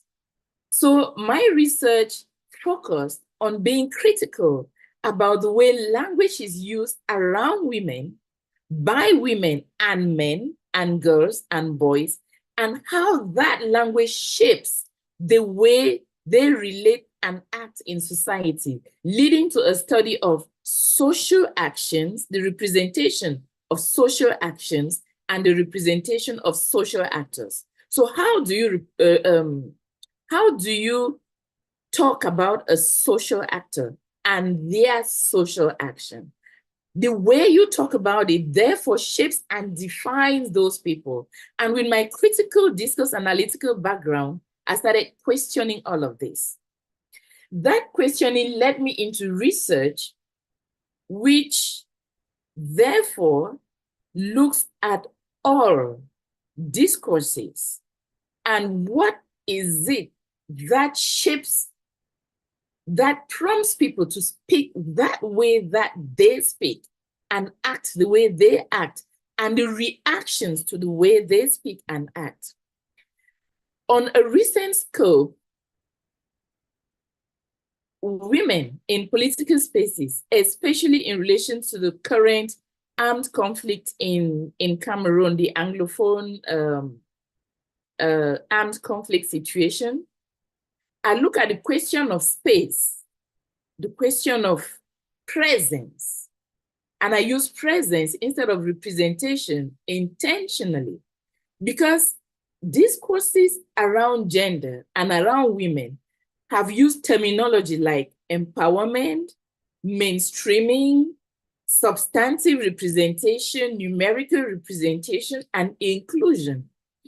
And when I look at this terminology, I look at agency. Women always fall on the object position of these words, and the subject position is either undefined, or when defined, is either men or institutions. And these institutions are predominantly male. The question I ask now is, if we as gender scholars continue to talk about the inclusion of women, the mainstreaming of gender, the substantive representation of women, the empowerment of women, are we still giving agency to the very structures that dominate us? Or do we have a presence that if we take up this presence and run with this presence without waiting for inclusion and empowerment and mainstreaming and representation, if we listen to all the other speakers, the women are present. The women don't need inclusion. They don't need empowerment because they are. I use the word are intentionally because they are not erased. Well, erasure may be looked differently. They are physically, intellectually, knowledge-wise present. What are we doing with this presence as women? Do we write our stories, or do we wait for our stories to be written? On that scope, I look at one of my most recent work, which is not an academically, which is not a research piece. I look at women who tell their pain, their stories through poetry, their pain of being used, being abused, suffering violence in an armed conflict situation. And they tell these stories through a mediated space, which is the Facebook, using poetry. And I, as a gender scholar, I ask the question, if these women tell these stories as single posts on Facebook, what is the durability of this content that the women have created? How do we eternalize or capture these voices that are not voices that are included, not voices that are represented, but voices that are? And in that scope, I and Salim Boumien, we took the poetry and made it into a collection and published this poetry. That poetry is a voice. It's not giving voice.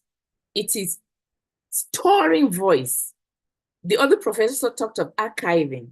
How do we store our voices and keep our voices and assert our presence without waiting for that presence to be included in those spaces that have been defined not by us as male-dominated spaces?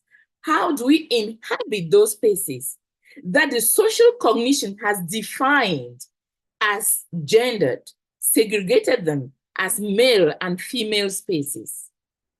So in all of this, I think that as women in our knowledge production, in our research, we should not wait to be included, not wait to be empowered, but empower ourselves and write our stories, because if we wait for our stories to be written for us, the erasure that Wunpini spoke of will continue.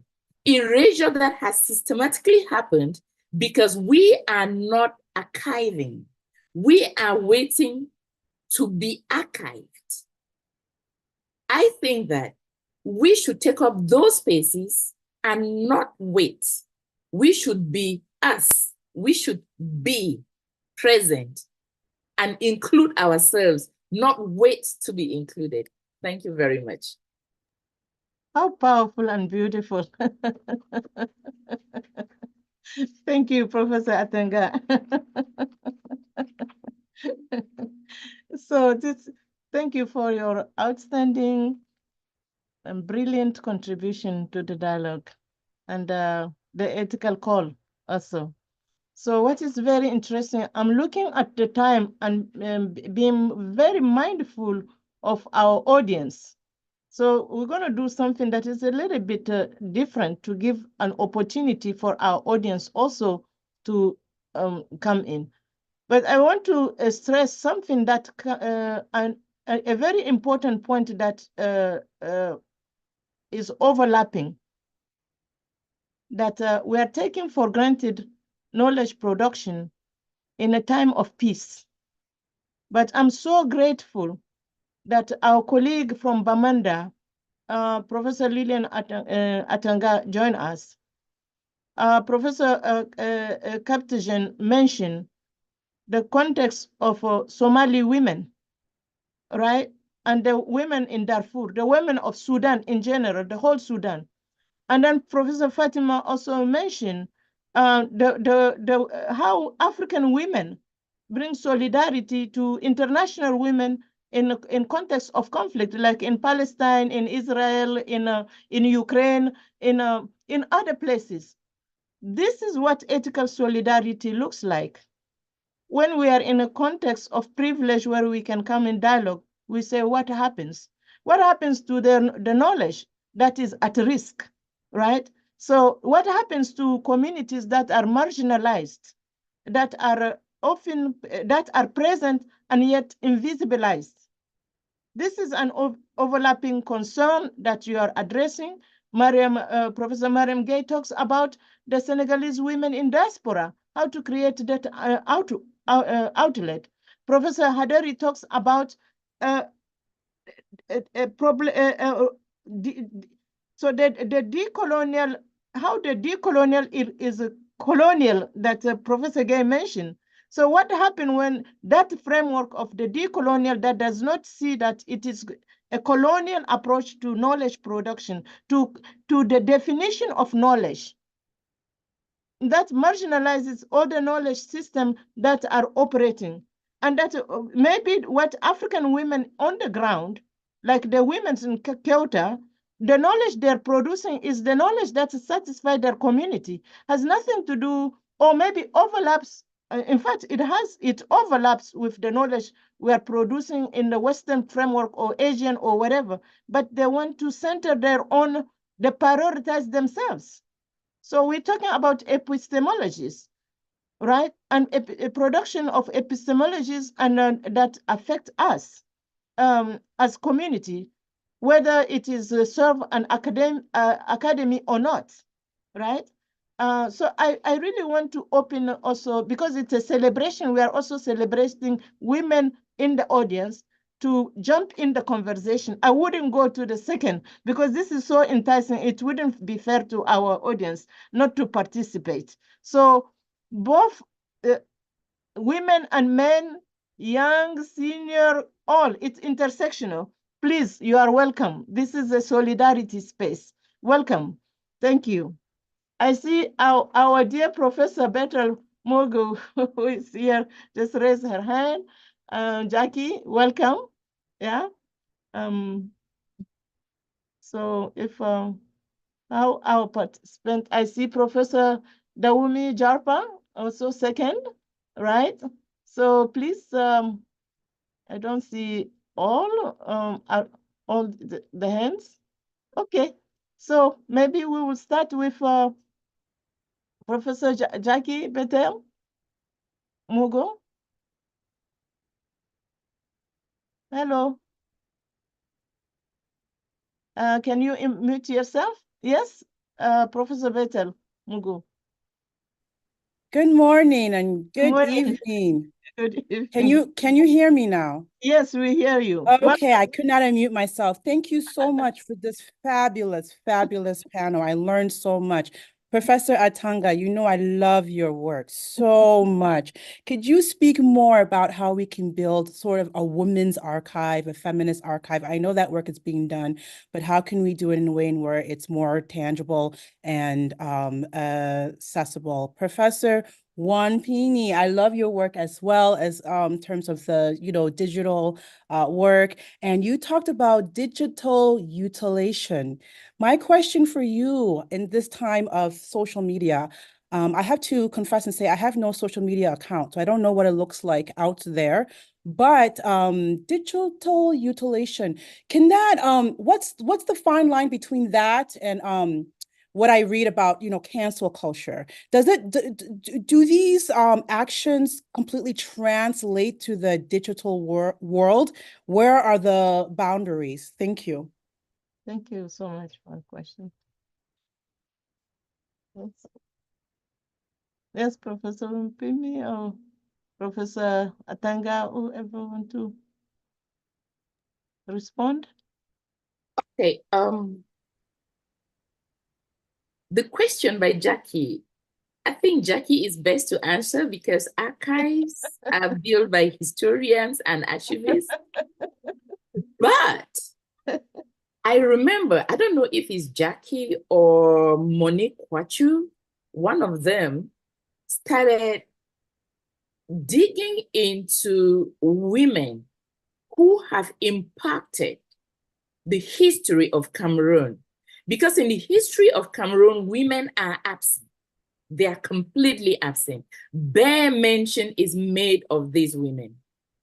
But if you go into what these women did, they did a lot more than many other men who are mentioned in history. That age and time was not digital. That age and time, a lot more of the women were not as educated as the men. But within this age and time, when we have all the digital tools, we have all the learned women in varied fields of knowledge, I think the onus is on us not just to write other women's stories, but our stories. I take a very cheap example. If you go into Wikipedia, for example, I take a woman like Professor Joyce Endele, she's on this call. She's done a phenomenal job building the gender studies department, which has been extrapolated to other universities in Cameroon. How much of her is known compared to those men who've done very little, who are written a lot more about? If we do not write ourselves and write the women in our lives, write our mothers, the phenomenal jobs our mothers did, the kings and queens, the leaders, it's our mothers. Even what they said in public, our mothers told them at home. They have their stories that they tell us. We take the stories, we sit on them. I think it's time we start writing us. It could be in a book. That book, the reference will stay. One day it will be reprinted. It could be in a film, in whatever digital format that is storable. I think we need to start writing. And that was a motivation I had to collect the beautiful poems that the women wrote. And I want to say that the title of the book is When the Sun Turns Red, Tears from Women in a Land in Despair. Some of these women barely had advanced levels.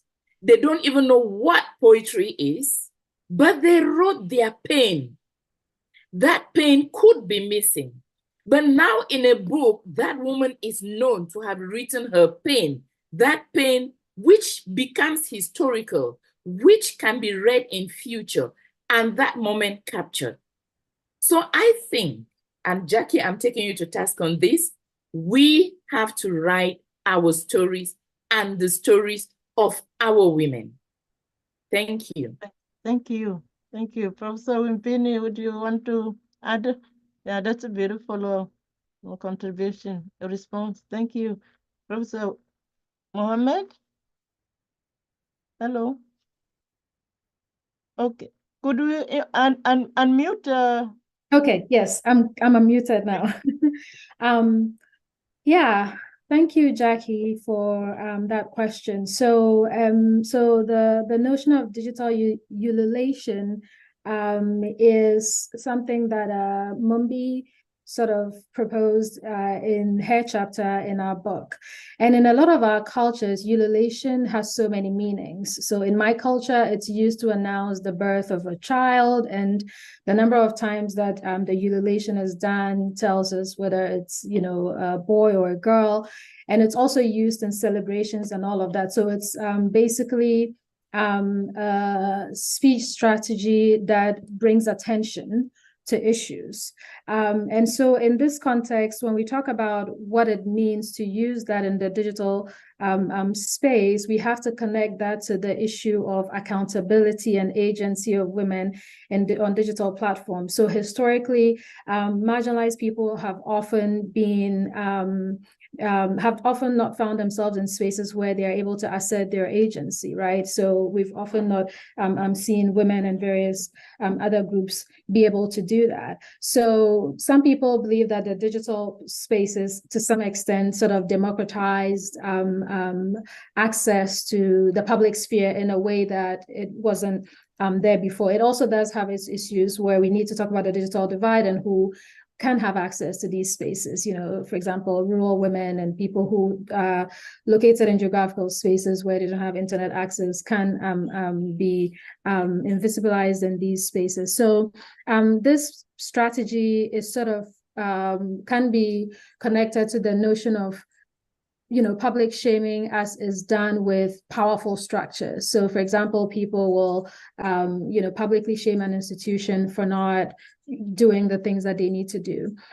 So here, how I have seen that be used in more recent times has been in the issue of like physical abuse. So very recently, an African feminist, you know, came and shared on Twitter that she had been abused by someone who was embedded in the African feminist space and who was close to many African feminists. And so more and more African feminists came out in support of her and to amplify it. So that's an example of how the ululation is done in order to stop harm and in order to stop the reproduction of this particular harm by this person. So in this context, we are using ululation as an accountability strategy to hold people who do harm accountable, and also to warn other people who may be vulnerable to this harm to not, so that they don't, you know, fall prey to this particular powerful person. So I hope that explains what that is. So ululation is connected to accountability, is also connected to agency, and is also connected to voice as far as African women and other marginalized people are concerned within these spaces. Thank you. This is excellent. I would like to, before going to the audience, Professor Fatima Sadiqi mentioned other side of archive to add, like weavers. So they weaved material.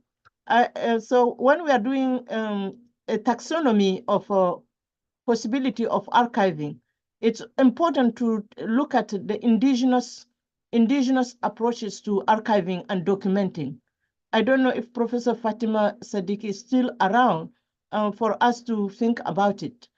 This notion of other ways of archiving, so like weaving. We saw that historically in other societies, women use their hair braiding as a site of keeping certain forms of knowledge, right? So archiving through this discussion has to be diversified, right? And then the digital allow us to record them too. So I want to go to Professor Jarpa Dawumi, who raised her hand second, and then there is next Tola Osunuga. after Professor Daoumi, please.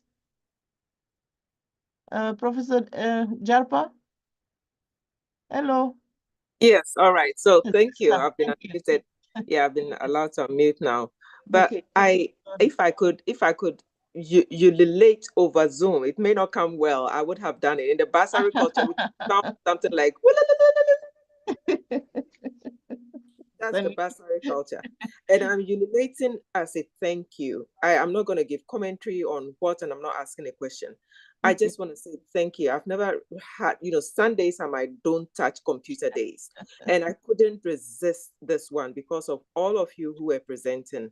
And so I thank the fellow that talks, and I thank Professor Alidou for the wonderful moderation. But look, I'm not going to even begin to mention each one of you. You've touched my heart. I feel so empowered. I'm like, wow, there's so much to learn.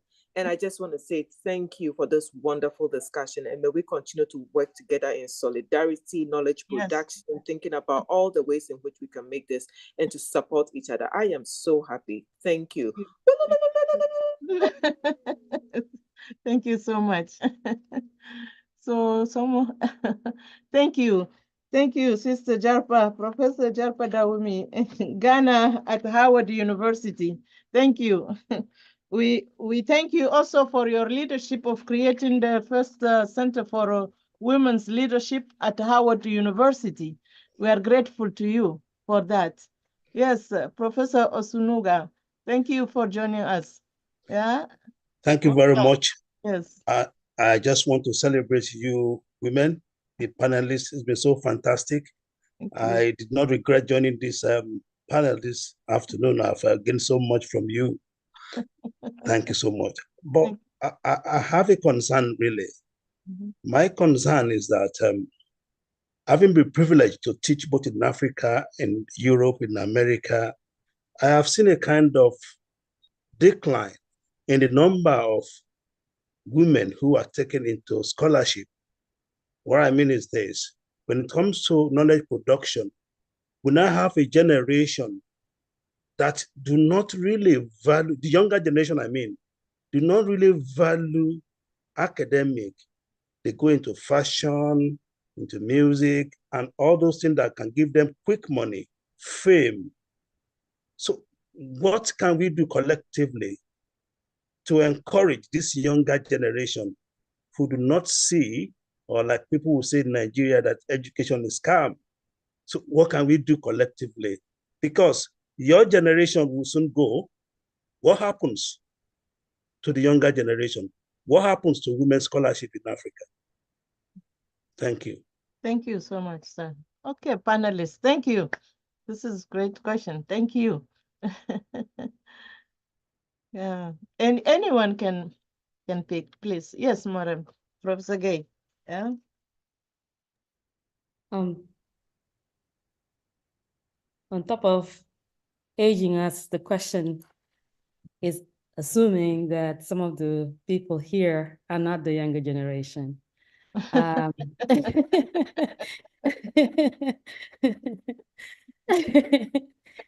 So I appreciate the question, and I think that we need to look at education not just happening in academia as we try to move away from modes of education. That music in Africa is a vibrant place where we are educated daily, and some of the works that we have shared here actually come from music, engaging African women, African youth. For example, my work on hip hop, for example, really explores how African indigenous knowledges actually live in hip hop. And in the case of Senegal that I know the most, young women are engaging using art and sharing knowledge, sharing epistemologies that are both indigenous, but expanding on what they have been given. So I think that the next generation is there, especially for those of us who are scholar activists. We're engaging with them on a daily basis. I mean, I'm involved in feminist work in Dakar, for example, with young women creating libraries, for example, or creating organizations when they are 13 or 15, trying to stop female genital cutting, or working to keep girls in education and all of that. So there are lots of ways that women are vibrantly engaging their communities outside of academia. And I think that one of the mistakes that we make is thinking that academia is the only place where learning and knowledge production happens. So. Thank you so much. Anybody else would like to contribute to that question? Yes, Professor Kapteijns? Yes, and then Yes, Professor yeah. So I wonder how real this is across the board. Yeah, with a full respect to the person who asked the question. Because, for example, and I'm thinking, of course, from where I know best, there's a whole group of young Somali women who are in the best graduate schools in the US. Now, I don't want them to be only in the US, by the way, and in Canada, and getting position in academia. So in this sense, you know, the expulsions of the Civil War, when their parents were expelled, and I think we've seen this also with Eritreans and with South Africans in earlier generations, the being forced into the diaspora also creates new opportunities for the next generation, right? New opportunities in the context of course, expulsion and hardship and alienation, alienation for the parents. So I wonder whether that is totally the case, whether there is not a whole new generation of African women who are about to become visible to us in the fields that, you know, and that their dissertations are done or in the works, and that their books and their jobs are gonna become visible to all of us. Thank you. Thank you. Thank you. It's so wonderful. Yes, Professor Hadari, then Professor Alexander. Thank you, Professor Alidou. I just wanted to share a little bit of my experience as in providing scholarship for women and girls to respond to the question from my male colleague about like something is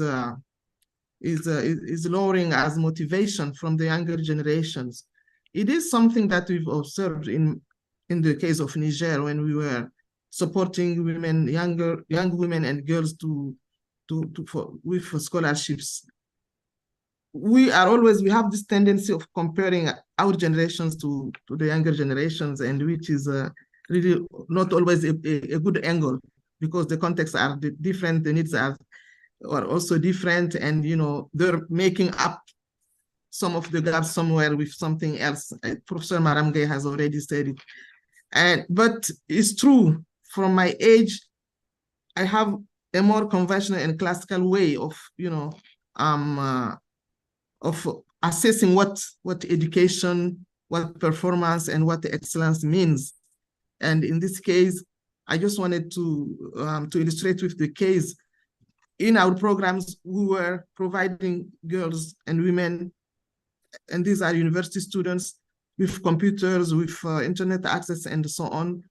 But the motivation was not always coming along. And we also find out that there are a lot of gender issues, because some of the grantees were married, and usually they are the ones who are selected and targeted to get the support in terms of computer or internet access. So it brings within the couple some resources that tend to generate some conflicts. So it is something that we had in our project assessment. We really had to sit down and look at it and see how we could balance, so that when we insert some resources within a young couple, which made of students, how the competition between the husband and the wife will going to be, how are they going to manage it? So it's what he said is something that is really, it could be an issue. My second point that I wanted to also to get back on the issue of Professor Atanga. Atanga said that we should document and we should store our stories. It is a very, very good point, because if we don't document, if we don't record, or we don't store instead of putting in archive, I mean, this is the way of we should now think about archives. The stories of the women, it will be very difficult for us to have really like enough to be effective in the way we will produce knowledge about women or help them produce knowledge. I have one case that we've observed in Niger. There was just a question that was thrown out like this: how many like female writers do we have? And the statistic just went up, and we've noticed that we have, like, let's say less than 10 renowned one, published, well published, and so on. But then we found out that there are so many women who've been writing in their own languages and who were read by different audiences, but they were not, of course, taken into account. And the proportion of the women who are writing in their own languages, writing their own stories with different support, is more important than the one who are really writing the conventional way. So we still have to take from our minds the binary, conventional, non-conventional, what is formal, what is not informal, but we have to look at things in a more comprehensive way. Thank you, Professor Ali. Thank you so much. This is powerful. Thank you. We have to rethink, to rewire ourselves about what is knowledge and what is in which space, right? That's great. So what I will do now, bear in mind the time, is to allow 3 questions from the audience, and then we share it among the panelists. And I saw one hand up, Olusegun Adekoya, and then followed by Mary Owusu, and then Bernadette. Is there Bernadette? Bernadette, so that Bernadette Ngo. So I'll take 3 questions. Let's start with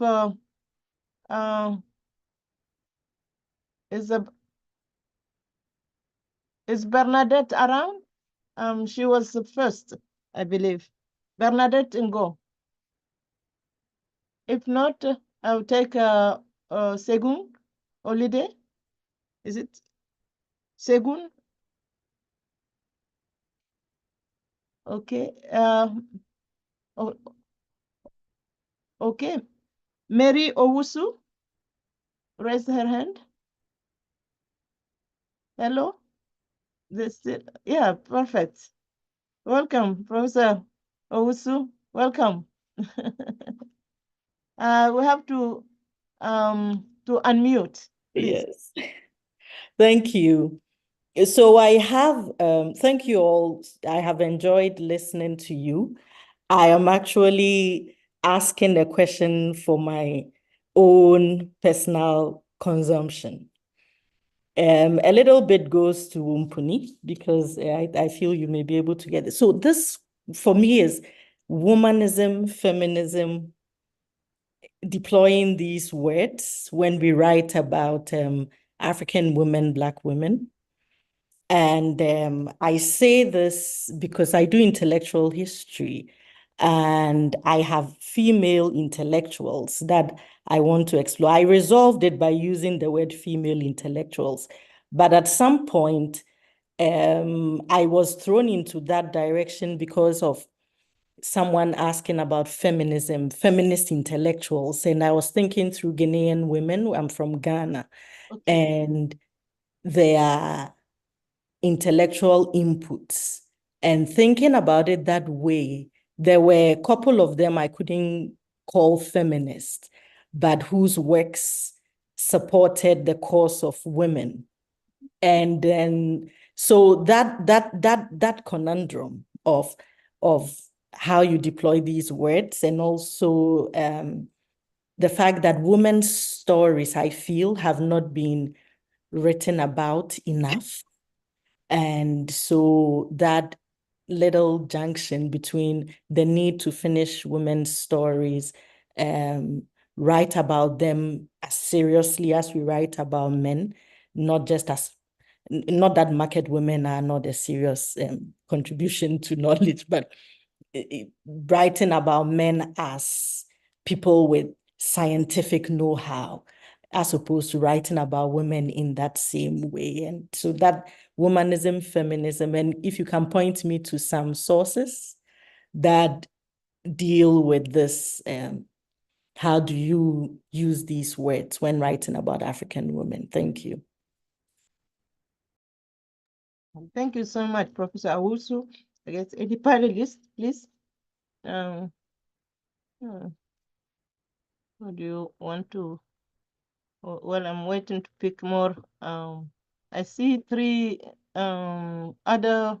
Okay, Rene, Professor Rene, please. I see a hand raised. We are going to collect 3 questions. And yes, thank you. We can unmute, please. Yes. Rene, thank you. Yeah. Thank you to the organizers, and I'm glad I was able to make it. It's a fantastic conversation going on. Actually, I had wanted to respond to the gentleman who had asked the question about girls and entertainment. And I had wanted to say a few things. One, I think it's Fanon who said each generation carries out their responsibility. They either carry it out or they betray it, but each generation has their own role to play. That's number one. Number two, entertainment is a valid space. It's one of the spaces that we do encourage women to make their presence felt in. They have always done so. But as we also know, they have been relatively marginalized. So entertainment is a valid space. It should not be posited as an opposite to academic space. Entertainment, literature actually documents what's going on in society, even when the practitioners are not conscious. Okay, not every female entertainer has to be a feminist or a conscious woman activist, okay? So, but whatever she is singing is documenting what is going on in society. So entertainers should be regarded as valid practitioners and should be allowed to have their space. Academic women can have their own space. But it's not about prescribing and saying women should be this and women should be that. That's just what I wanted to say. I'm sure he didn't intend to put it that way, but it does come from the belief that there is a proper way in which to conduct female discourse or do what women are supposed to do. And as for the my colleague who has an issue, a conundrum with feminism and womanism, it is very, very simple. What is the role of a womanist? What is the role of a feminist? What is the role of a female intellectual? When you clarify the roles, you will see that there's no confusion. Everything is very clear. You know, it is because some terminologies like feminism have been considered impositions from the West and other cultures, and they're not culturally rooted in our culture, that we get ourselves tied up into these kinds of conundrums. What is the role of each of these people? And as somebody also said, what is the indigenous role of women in Africa generally? You know, I know of, for example, a lady who was a traditional ruler in my state, in Delta State in Nigeria, but she was also a feminist because she was seeking to further the status of women, even in that space of being a traditional ruler.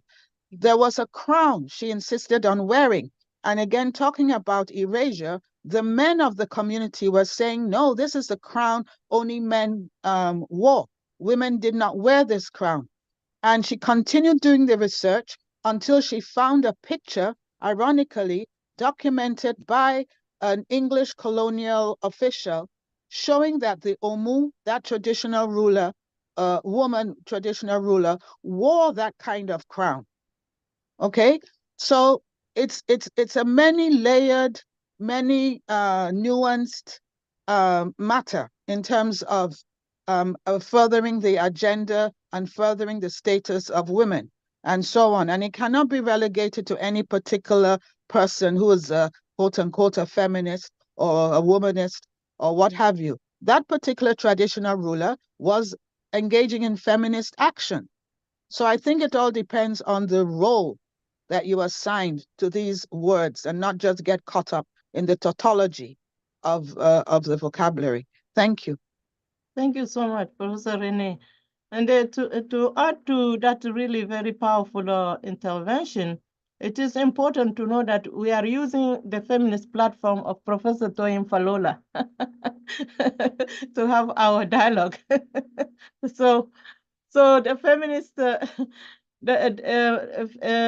feminist women and feminist men, we have many feminist men who are supporting our causes, and we want to really celebrate you as well.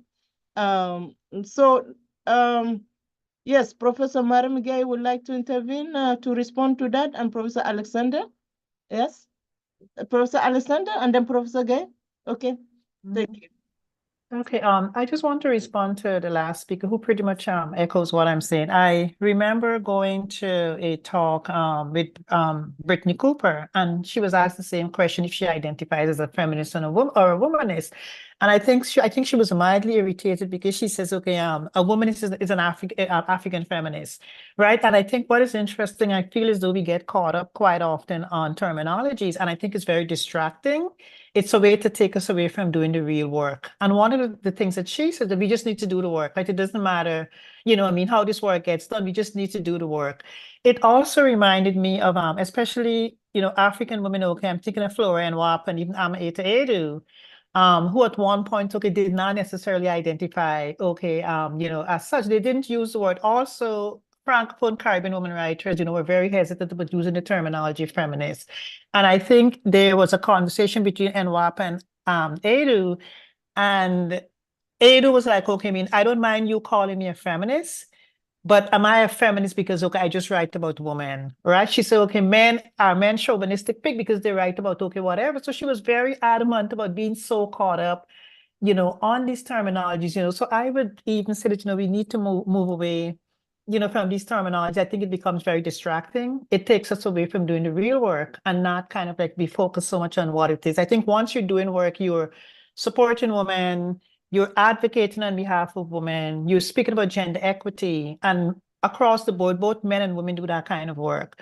So I think we just have to be mindful of, not getting distracted in the process. And just very quickly, earlier to one of the things that I wanted to mention about us feeling that young people are not doing okay, like we're different, like we did so much more. I think, like everyone else said, we have to be very, very cautious because this is about knowledge production and there are different ways of producing knowledge, right? And I feel so the younger generation, they produce knowledge very differently. I look at even the young people that I deal with, they do lots of social media. I'm not a big social media buff, but there are times when they would have access to political news, okay, much faster, okay, through Twitter or these other forms of media. And I think we have to be very, very careful, of not thinking that they're not doing the work. They're just finding different ways of producing knowledge than we would have. So again, we have to be careful and not to, expand that divide between kind of like formal and the kind of like organic knowledge production. That's also part of this whole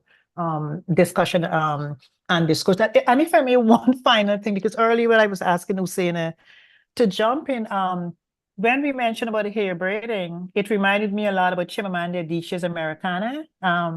Where in that the entire novel pretty much focuses about hair braiding and in a salon. And I feel as though we have to reimagine archival spaces. In this novel, the archival space was the hair salon, right? And the main character also was doing a lot of blogging. So we found in this book even archives within archives, right? So we really have to reimagine ways of doing, archiving. And as I said earlier on, the body also is a site, of archiving. Even speaking about pain, right? That's the way, we speak about it. Doesn't always have to be, verbalized or vocalized, but I think the body itself becomes that site of disseminating knowledge and knowledge production, especially for Black and poor women who quite often don't necessarily have those outlets, right?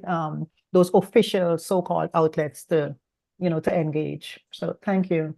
Thank you. So, Professor Atanga, you want to respond to that? And then there are a number of people on the audience who really want to intervene.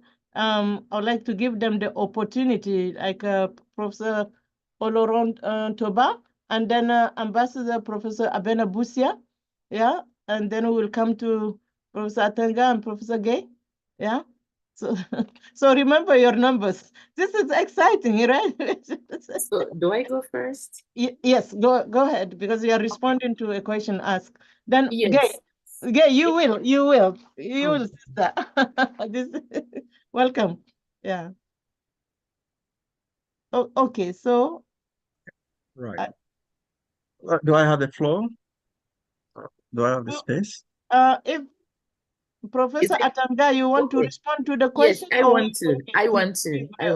Yes.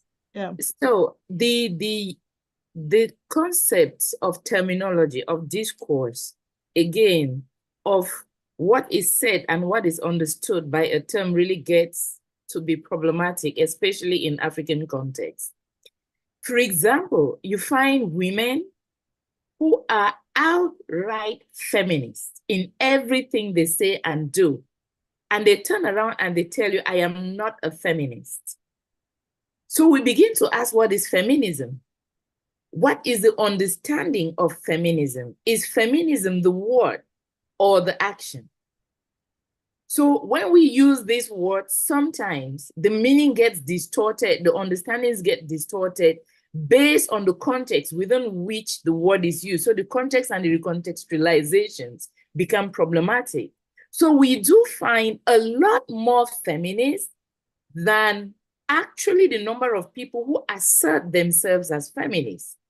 You hear someone say, I'm not a feminist, but, or someone will say, I am a feminist, but.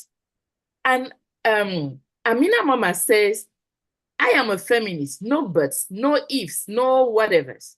We are feminists. So whether you call yourself a feminist or not, I think the most important is the action that can be described as a feminist action, whether you identify as a feminist or not. And when I looked into our mothers in the 1940s, 1950s, 1960s, they were all feminists. They revolted. They fought for women's rights. They did things that we are doing today. They didn't call themselves feminists. But the feminist ideology ran through all their actions and everything they said and they did.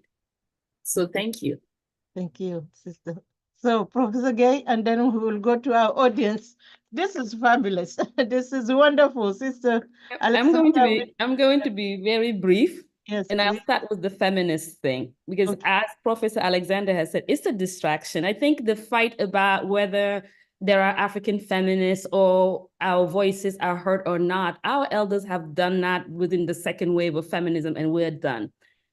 It's only feminism that is a contested term. Wahhabism is not contested in Africa. Fundamentalism is not contested in Africa. Democrats are not contested. Socialists, not contested. Communists, all of those are foreign terminologies. But nobody, you have never heard of a man who they have asked to explain why he's a socialist or why he's a Democrat. It's only feminism that is contested. So I leave that there. Now, when it comes to archiving, I think writing our stories that Professor Atanga is talking about, I think that we need to have the same solidarity that men have. All these big men that are, we now have archived their work, what they have done, it's their fellow males who are doing it. If we're looking at in academia, who's citing who? African, and that's what I was talking about in terms of African women as serious knowledge producers. It's very rare, even in academia, that you see male writers cite African women who are the first to write about certain things. They'll go to the third or fourth generation of male scholars who wrote about the same thing that a woman wrote about 200 years ago and cite that person. Thank you. Okay, thank you. Jeff. Thank you. Thank you. So we will give the audience the opportunity. Professor Olorontuba Adekwe, keep asking.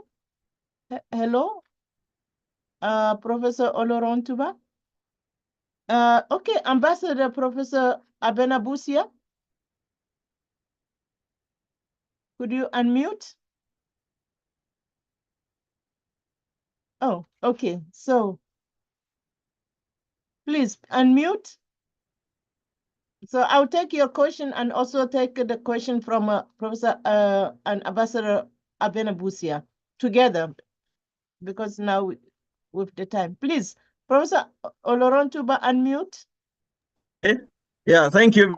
And I really enjoyed this evening listening to the panelists on the question of feminism and activism. I actually was not, I wanted to intervene with some form of trepidation because when I saw the lineup and the exclusion of a male voice from the panel, I thought, okay, maybe some boundary had been set and we're not really going to be allowed to celebrate our women, which is, anyway, I'm here and I think I really want to say a big thank you to the panelists. That's my way of celebrating you all. And thank you again. Actually, it's interesting that the issue of the term feminism that I think men sometimes also run into difficulty when they want to advocate feminism. They run into difficulty because they're asked, what does feminism mean? And more tendentiously, what does male feminism mean? I think it's an area that our panelists may want to intervene. The fact that men who have sympathies or who are feminists in their thinking tend to be excluded from both women feminist circles and excluded from males masculinist circles as well. So it's a kind of double jeopardy. So I just want to identify as a victim here as well in that regard. The other, I was really very much interested in the in what Professor Atanga said, especially because of my own interest in language as well. And her idea of redefining female agency, not in terms of subjection to parochial or patriarchal parameters, I thought that was excellent. How we should look for our own ways of intervening going forward. One area that I am interested in, and which one in which women are uniquely positioned to intervene, is precisely on the issue of language. Especially because women in majority of cases are primary caregivers and are therefore responsible. And I use that word advisedly. They're mostly responsible for the language of the future generation. Because they're caregivers, they give the children the language that they ultimately use. And it seems to me that it's an area in which women can actually exercise their agency. There are two ways. First of all, let me say that women have generally been accused, I use that word loosely, of perpetuating the colonial legacy of language, perhaps for a number of reasons, perhaps because they also want to key into the predominant or dominant psychology by ensuring that their children learn English, French, or some of these colonial languages. And so the question is, how can women reverse this situation or throw back or throw away this accusation? I think there's a big role for women there. There are a couple of examples that we have recently in the recent general elections in Nigeria.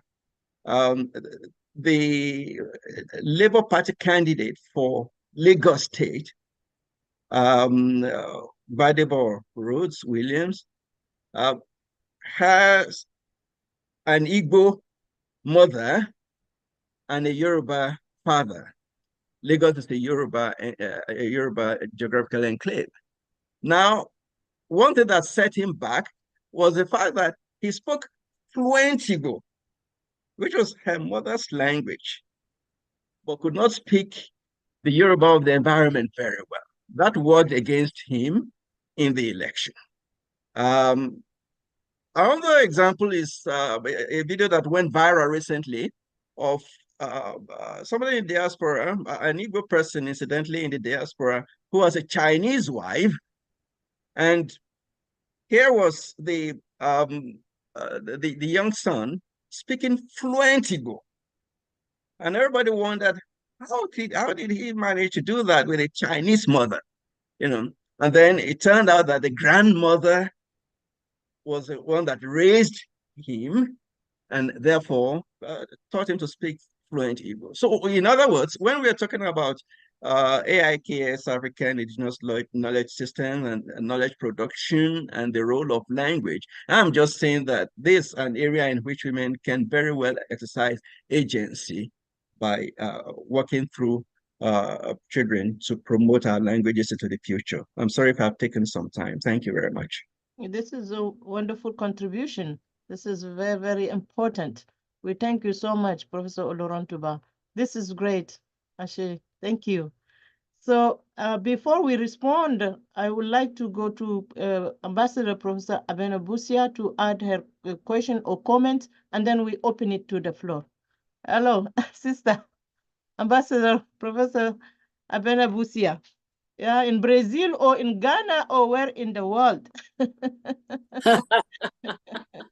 Oh my, can you hear me? Yes, we hear you. You can hear me? Okay, yes. Good, thank you, because I've been trying to unmute myself for forever and it kept telling me the host would not permit me to unmute.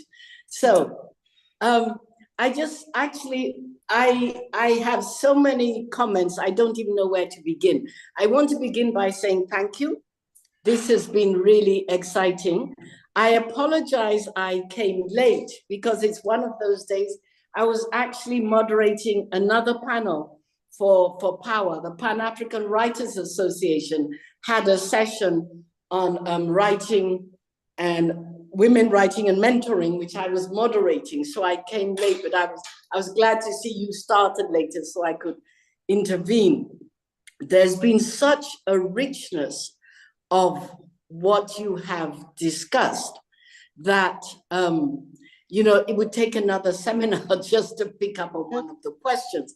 So I just want to affirm a number of the things that have been said, but to point out really that whenever we speak and whenever we act, it's always in a context. And our issues become when those contexts get translated otherwise or looked at differently, because there's not a single thing that we've discussed that is not an either or both, because that is the condition of our lives. The question of language. How many of us don't come from countries where the issue of what is the official language, what is the language of instruction, is not still a major battle pedagogically and politically? In Ghana, English is the official language. And as a parliamentarian, you need to be able to speak English. This wonderful example we've had about Igbo Yoruba is great, because, you know, if you are, what happens to us in multilingual societies? How do you resolve that? This is not the place to take up that issue, but it's an issue. If I'm from Tamale and I want to go to Parliament and I want to speak, I need the cooperation of the Ga people and the Akan people for the bill that I want to pass in support of the people of Tamale. And we don't speak each other's language. Yes, it is a terrible irony that the language we communicate in together is English. But until we decide that Hausa is going to be the language of Ghana against, you know, the outrage of the Akan, or the Ga sitting there saying, you know, you might be numerically bigger, but you are in the capital city, you will speak our language. These are political decisions. And so far, the most convenient unifying political decision is the so-called European language. And my question is, how long do we have to speak a language before it becomes ours? English has been the language of political language, not the only language. It's not the only language, but it is a language. When do we stop? And let's face it, as our writers have taught us, we do different things with these so-called foreign languages. And the English of Achebe is not the English of Dickens. He can master the English of Dickens, but it's not the English of Dickens. Joseph Conrad, who we all learned to read and interrogate, English was not the first, second, or even his third language. He was Polish, learned to speak Russian, educated in France before he started writing in English. You use the language that has the ability to do what you need at the time you are speaking it, which is why at home our mothers speak in our indigenous languages, but make sure we're word perfect in English, because they do actually want us to get to university or what have you. So on the question also of terminology, it is the same thing. Our younger generation, and mercifully you are present, have far less issue with the term feminist than, for example, those of us who are in our 60s and 70s did, for purely historical reasons. And the reasons were, at the time that term was coined, it was a moment where it could be used as a weapon against. There is a reason why African women, say over 50, especially if you're married, have a hesitation about that term, because it comes loaded with a history that African women, probably below 30, could really probably care less about. You know, I'm a feminist, no ifs, no buts, no maybes. And it's simple. But there's a reason why that T-shirt was made, to bridge us something. So, you know, context always matters. And we don't have to cling to it, but we have to understand it. And if we understand the sources of our anxieties and quarrels, they will probably cease to be anxieties, and quarrels. And each one of us makes a specific choice at a specific moment, because this word, this gesture, this dress communicates what we're trying to communicate at any given moment. And we make multiple choices. I am very self-conscious of the fact that I'm proud of the fact that I'm a poet. I'm self-conscious of the fact that I write only in English, with the exception of one poem, which is a pun on a play on words in my father's language on the name of the goddess in my mother's language, which does all kinds of weird things given the English orthography. But I write only in English. But you know, what that has meant was that I realized very early on at my very first poetry reading back in 1980, whatever, at an African Literature Association conference, that whenever I do my poetry, I'm going to dress obviously, ostentatiously, looking like an African woman. And anybody who's ever seen me do a poetry reading knows that. I wear kaba and slit or bubu and the scarf, and I do not read my English poetry unless I walk into the room signaling this is an African woman about to speak. My language is English, but everything about me is claiming my continental Africanness. So I don't read poetry wearing blue jeans and a t-shirt. I don't. That was a political decision because context matters. So I want to thank you for the nature of this discussion. There are no answers, just a whole bunch of open-ended questions. And I want to thank you, for the questions that you are bold enough to just put out there and saying, this is my question. Mm-hmm. Take it, run with it, do what you want with it. Let me ask it in whatever language, wearing whatever it is I want to wear. Thank you. Medase Ambassador. Medase Mungodi. Asheo Jere Jeff. Shukran. So I see Professor Mohammed Wunpini raising her hand. Please, you want to respond? Yeah, I just wanted to quickly, I'm just sorry to take us back to the earlier question about, knowledge production. I want to say that there are probably more Africans producing knowledge now than ever before. First of all, especially with the millennial and Gen Z generation, we have terrible economies. Like Ghana, our economy is like terrible right now. I know it's the same in Nigeria. So a lot of the younger generations are using education as an opportunity to leave the country. So, I mean, maybe we can have the discussion about brain drain. I don't know about the problem I don't think there's a problem with knowledge production. And of course, other forms of knowledge are equally valid. And these generations, millennial and Gen Z generations, are using platforms like TikTok and Twitter to make knowledge accessible to the public, right? So when I publish a paper, people ask me to send it to them, like people who are not academics, and they read them, which I'm not sure is something that happened maybe 30 years ago. And I also just wanted to share, I also wanted to say that culture is a site of resistance, is a site of struggle.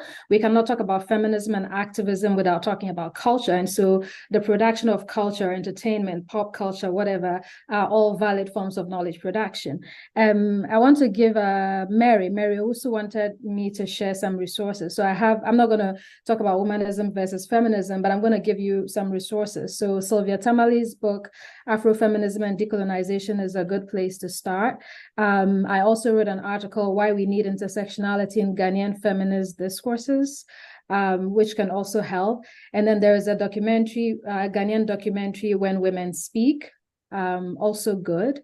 And then there's an article that actually talks about womanism and feminisms by, I think, Nkela. It's called West African Feminisms and Their Challenges, which was published in 2016.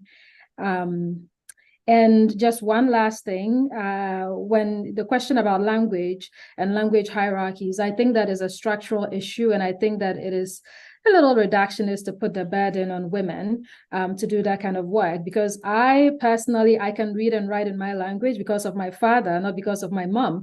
And it's my dad who was the one that if you mispronounce something in your first language, Dagwanli, he would be like, that's not how you say it. And he will text me on WhatsApp in Dagwanli. My mom will text me in English. So I think that it's more of a structural issue that we need to look at. What are the structures in our countries and how do they reproduce coloniality in the transmission of language and also in the literary documentation of language? So I think women have enough, we're carrying enough load as it is. Like adding this one, also, I think that's a thing that the men can take on with the language education part, like my dad did. So yeah, that's it.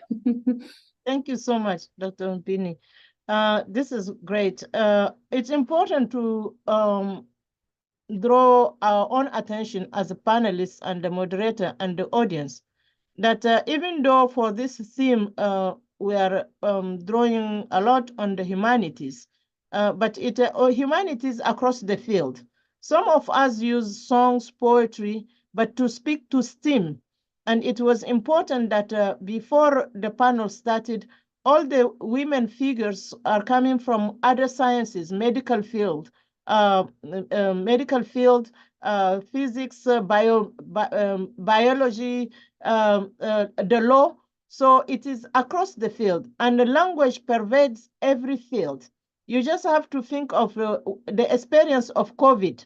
What UNESCO did is to tap into the importance of African languages in disseminating life-saving medical information by having a collaboration between medical doctors, public health practitioners, and the singers and poets to carve life-saving messaging through hip-hop, through drama, through all the fields. So it's important that we don't create borders in terms of the disciplines where African languages and indigenous knowledge has to be in conversation with other forms of knowledge systems.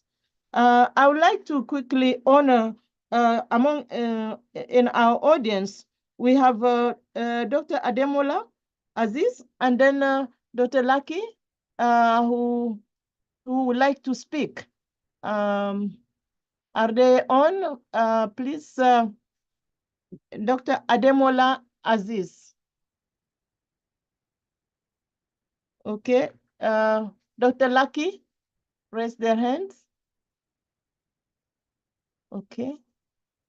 So one last point maybe to make in terms of language policy vis-a-vis knowledge production and dissemination, it is important for us to also see that here most of us are operating within the formal schooling inherited through the European colonial system. But the language policy in the informal sector does not have this kind of complicated problems we are having, because there are trans-ethnic lingua franca that cross with the colonially inherited borders. So the majority of Africans, in fact, do not have problems with how they use language to negotiate the economies. It is when we enter the formal sector that this issue of which language, if we don't speak formally inherited colonial languages, which are our own languages now, but it's the language of the elite, that it becomes a crisis. So how do we negotiate? Because in these panels, we talk about marginality erasures. If our economies, if our well-being, if the knowledge production we are talking about and the archives we are talking about or documentation we are talking about, we have to talk about the majority of people who are operating in a multilingual. In fact, for the majority of Africans, multilingualism is lingua franca, not the way around, not monolingualism. Monolingualism is a problem for the majority of Africans. So with that said, I think we had a very long day, and we are so grateful yet again to our famous Professor Oga, Professor Toyin Falola, for inviting us to this platform. And I'm grateful to each of my sisters here for really honoring the invitation and sharing your wealth and breadth of knowledge in a very generous way. And also for the audience for owning also this special panel. We thank you all. We thank you all and wish you blessings, wish you peace, and wish you continued engagement with the Toyin Falola's interview platform, and also with our African Feminist Network, which allow us to be together. So for that, I would not have been able to know some of my colleagues without the African Feminist Initiative, which come out of our wonderful colleagues from University, Penn State University, namely Professor Gabeba Baderun, Professor Alicia Decker, Professor Maya Maroon, and Zinzele Mtlele. So all of you, and Research Africa, and the African Feminists. So I really am grateful to all these platforms, which have created opportunities, the networking, for us to come together, and then to come today in celebration. This is panel number 1. We'll tell you the next panel, and we go from there. May God bless you. May Please, please hold on. Please hold on. Please hold on. Is Professor Joyce Endley from Cameroon still around? She was mentioned by Lilian, and okay, she wonderful. wanted to talk. Is she around? I don't see. Where is she? And Lucky. She left. There's Professor Lucky too. Please, Yeah. Professor Joyce Endley, come and make your conversation. This is because great. you are mentioned as creating many, reforming the departments and spreading. Yes. Okay. Can you hear me? Yes. Prof. Thank you for joining us, Professor Endley. Yeah, I have been around. I've been listening. Actually, I was on the road traveling from one town to the other. Okay. And I think I love all the discussion, and I love all the discussions that came out. One of the things, the question I really want, and Lilian, hello, I know Lilian very well. One of the questions, and which I think we must really address, is the valuation of knowledge and its production. If we can handle that, then I think we'll go a long way in doing more research or more documentation of female voices and knowledge. Because I think that history knows that women have always been in the system of knowledge production, except for the fact that it was not documented. And as we begin to document it, especially in feminist scholarship, you get this problem of how it is valued and used. We among ourselves know it is very important. We know it brings, it reveals women's agency, even a better way of doing things in development across the board, across the phase. But we are still having a big problem with valuation. Within the feminist ring, there's no problem. But when you say, for instance, you do a thesis and a student wants to defend it, and you have a mixed board of panel of examiners, or even in the publication, you start getting into trouble.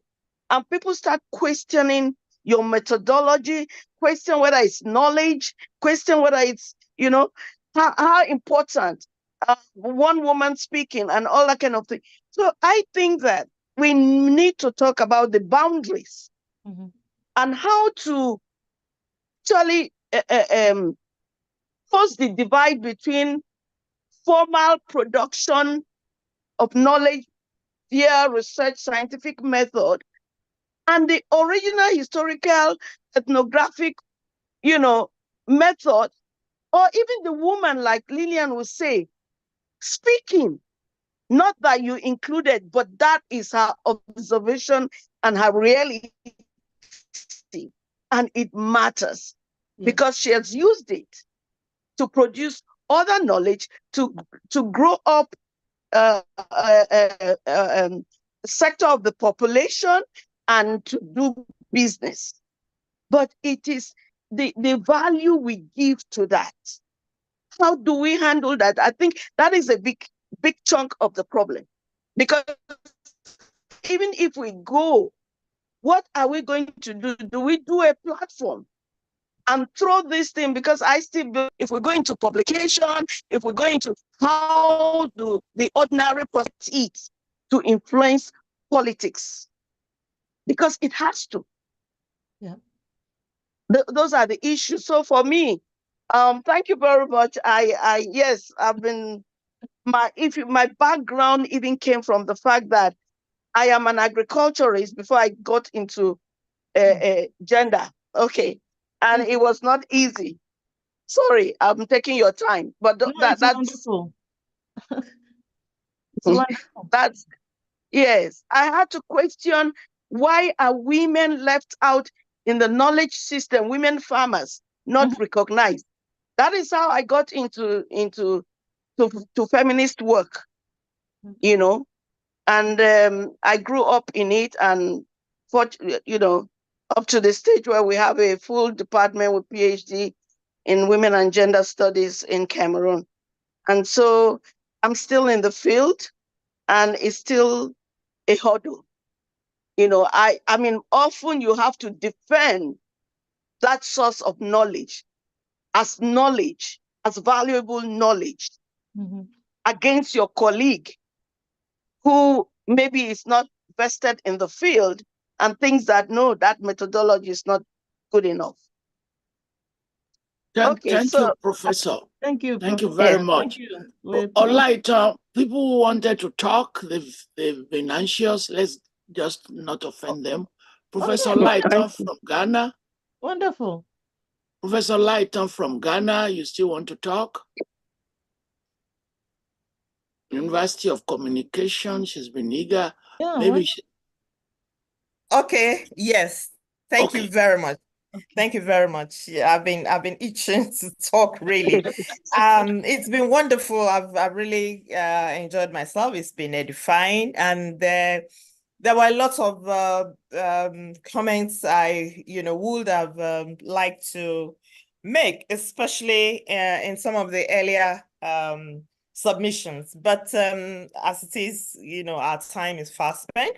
I will focus on this issue of now we're talking about knowledge production, but people have talked about the fact that when we're talking about feminism, gender intellectualism and all the rest of that women, particularly in Africa, only deploy this thing for themselves. I mean, elite women.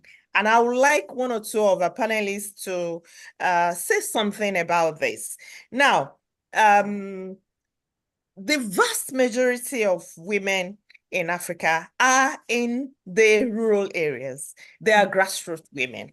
But when we talk about feminism, gender equity, and all the rest of them, these issues are not trickling down. I listened to Professor Hadari talking about the wonderful work she has done in Gueye, the activism, the political influence, and all the rest of that. But these are just pockets of influence here and there. Now, is it true that we elite women are only using these ideas to feather our nests? I'm asking this question, and I want one or two persons to say something about that. Now, if not, why are we not yet thinking about building structures, building frameworks that we can use our cultural ideas?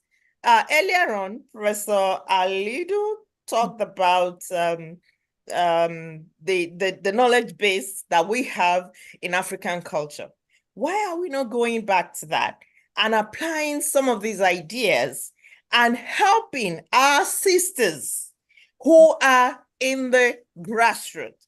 so that somehow they can have a change of life, so that they can fend for themselves, so that the idea of empowerment will not be something that we're donating to them, quote and unquote, but something that, because these women in the grassroots, they are doing wonderful things, but because it's culture-based, you know, most of the times we don't see it or we don't talk about it.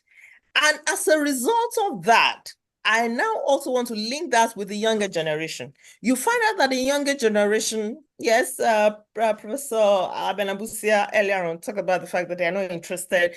They are far removed from the historical background and all that. So they go ahead and, you know, relate feminism in their own way. But if you talk to for example, my students, when you discuss with these young women, some of them will tell you that, oh, feminism, I'm an African, my husband is my king, men are king.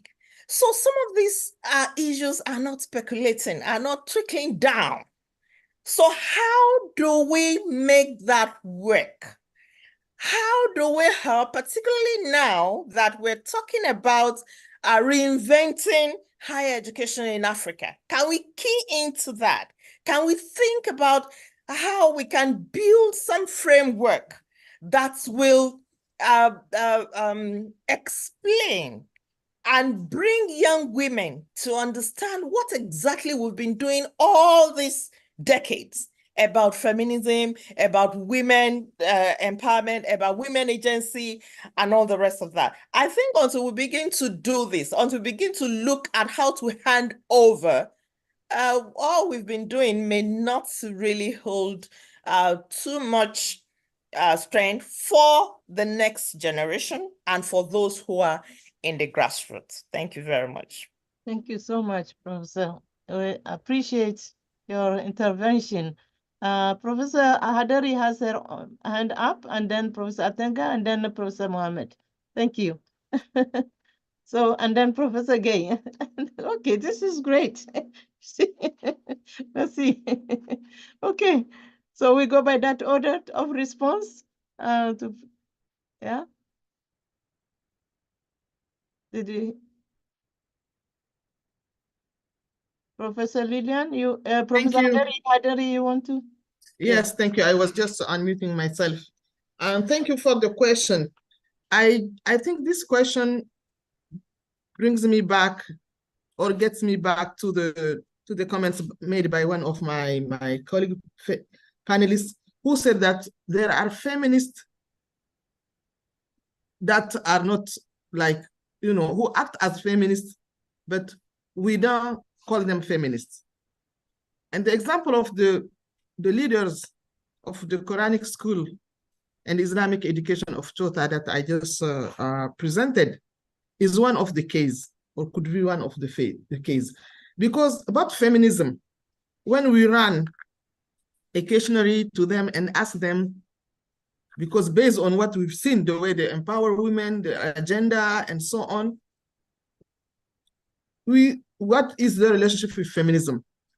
They just told us that they decided not to question the patriarchal order in a critical way, but they wanted to engage in a feminist discourse that everyone listened to, because they knew that feminism is labeled as something that is negative. So for them, they said there is something that is at least common to all Nigerian women, because that was the Nigerian women from the elite or from any sector, that their lives are governed by Islamic law and customs. So for them, they said there is no, they rather act with a feminist agenda, but without calling out and call themselves feminists. So they are conscious about terminologies, about the concept about decoloniality. So they decided it was a political option for them to engage in such a discourse. So they know about construction of discourse, and this is what they're using. And again, about the way they organize their education, the way it's structured. They have it's a mix of the formal model and they insert, let's say, feminist subject or feminist agenda within it. Because they provide the teaching of religious subject, of course, because they want to promote, one of the first goals is to promote Muslim knowledge and spirituality for women. But they also have transversal subjects, and they do seminars. Seminars are run by national and foreign experts, among them sociologists, nutritionists, oncologists, magistrates, climate change experts, you know, because we did a survey of all that, and they invite them, each of them, to speak on specific themes related to or relevant to women, such as like health, you know, awareness raising about cancer, child rearing, polygamy, and its impacts on children, climate change, and so on. So this is really a feminist agenda. It's articulated to international development issues. So these women, they have a platform, and from this platform they project themselves, but they are conscious about how the sensitivity of words and concepts and terminologies. Thank you very much. This is what I wanted to clarify. So, Dr. Hadari and Professor Alidu. Yes. So, you've been talking about what they call secular platforms. In many of these societies, people are very religious. Is it possible for women to create religious platforms to articulate some of these issues? Dr. Hadari, why don't you establish a madrasa and a mosque? Should I? Do I have the floor? Yes, yes. Thank you, Professor. This is a good question. I said that, you know, they were able to articulate secular objectives to a religious register. And they are on both registers, actually, because this is a very specific community within, let's say, Islam, and they have given themselves the objective of crafting and creating something based on, let's say, a configuration that is a structuration that is proper to their brotherhood, because we are talking here of the Tijaniya Brotherhood, which has a very specific organization within Islam. The reason why, when I was introducing my presentation, I said that within Islam, I found out that Quranic education and Islamic education are done differently. So depending, of course, different denominations. So there is here an issue of denomination within Islam. The Brotherhood operates differently than, let's say, the Salafi construction or the Salafi organizations. They're totally different. So I don't think that in, let's say, a Salafi or Wahhabi school model that a woman can build a mosque, or if she will be entitled to open a school by herself. She may be teaching, she could teach, but like being in charge, having full agency would be different. I'm sure that this is something that we are all aware of. So this is a specific model, but it gives us a lot of teaching the way in terms of experience and in terms of opportunities that it offers to women for their empowerment and for their rights and gender issues.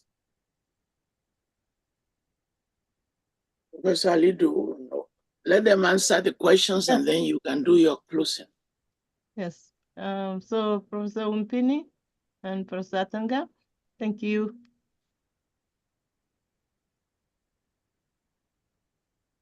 Yes, so I would like to answer Dr. Kemi's question. So I consider myself, yes, yeah, so I consider myself an activist scholar, and that means that I don't just do research and publish it. I actually work in, I actually do community engaged scholarship, right?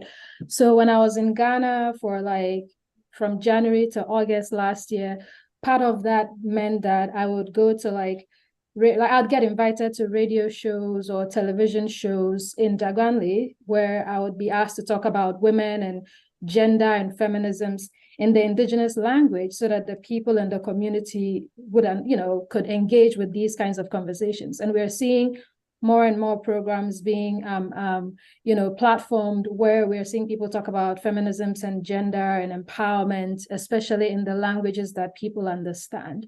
And even on some of these programs, like the program that I went on, she would invite people, even if they didn't speak the language, she would invite them. And then whenever they would speak, she would translate it to the audience so that they would know what exactly was happening. So I think we need to do more work around the area of public scholarship, where we may bring our scholarship to the people.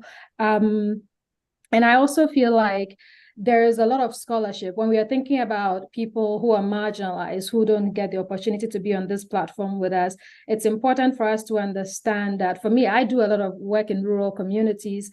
And interestingly, I have learned that people in these communities, people who are marginalized and who are often found in these communities, tend to have a more open mind than people with a university education, because if we're being honest, we are sort of, our education also comes with a lot of colonial logics, and a lot of the people in the elite class do work to maintain and gatekeep, what the public sphere sort of looks like. And that also means that there's some sort of complicity with colonial ways of thinking and ways of being. And there are articles that have been written by scholars in Ghana that have looked at, for example, the way that rural women, like Helen Yita wrote an article about the way that Kassena women in the Upper East region of Ghana sort of reimagine proverbs to navigate patriarchal oppression in their own communities. So when we are thinking about relationships with marginalized communities, we have to think about it.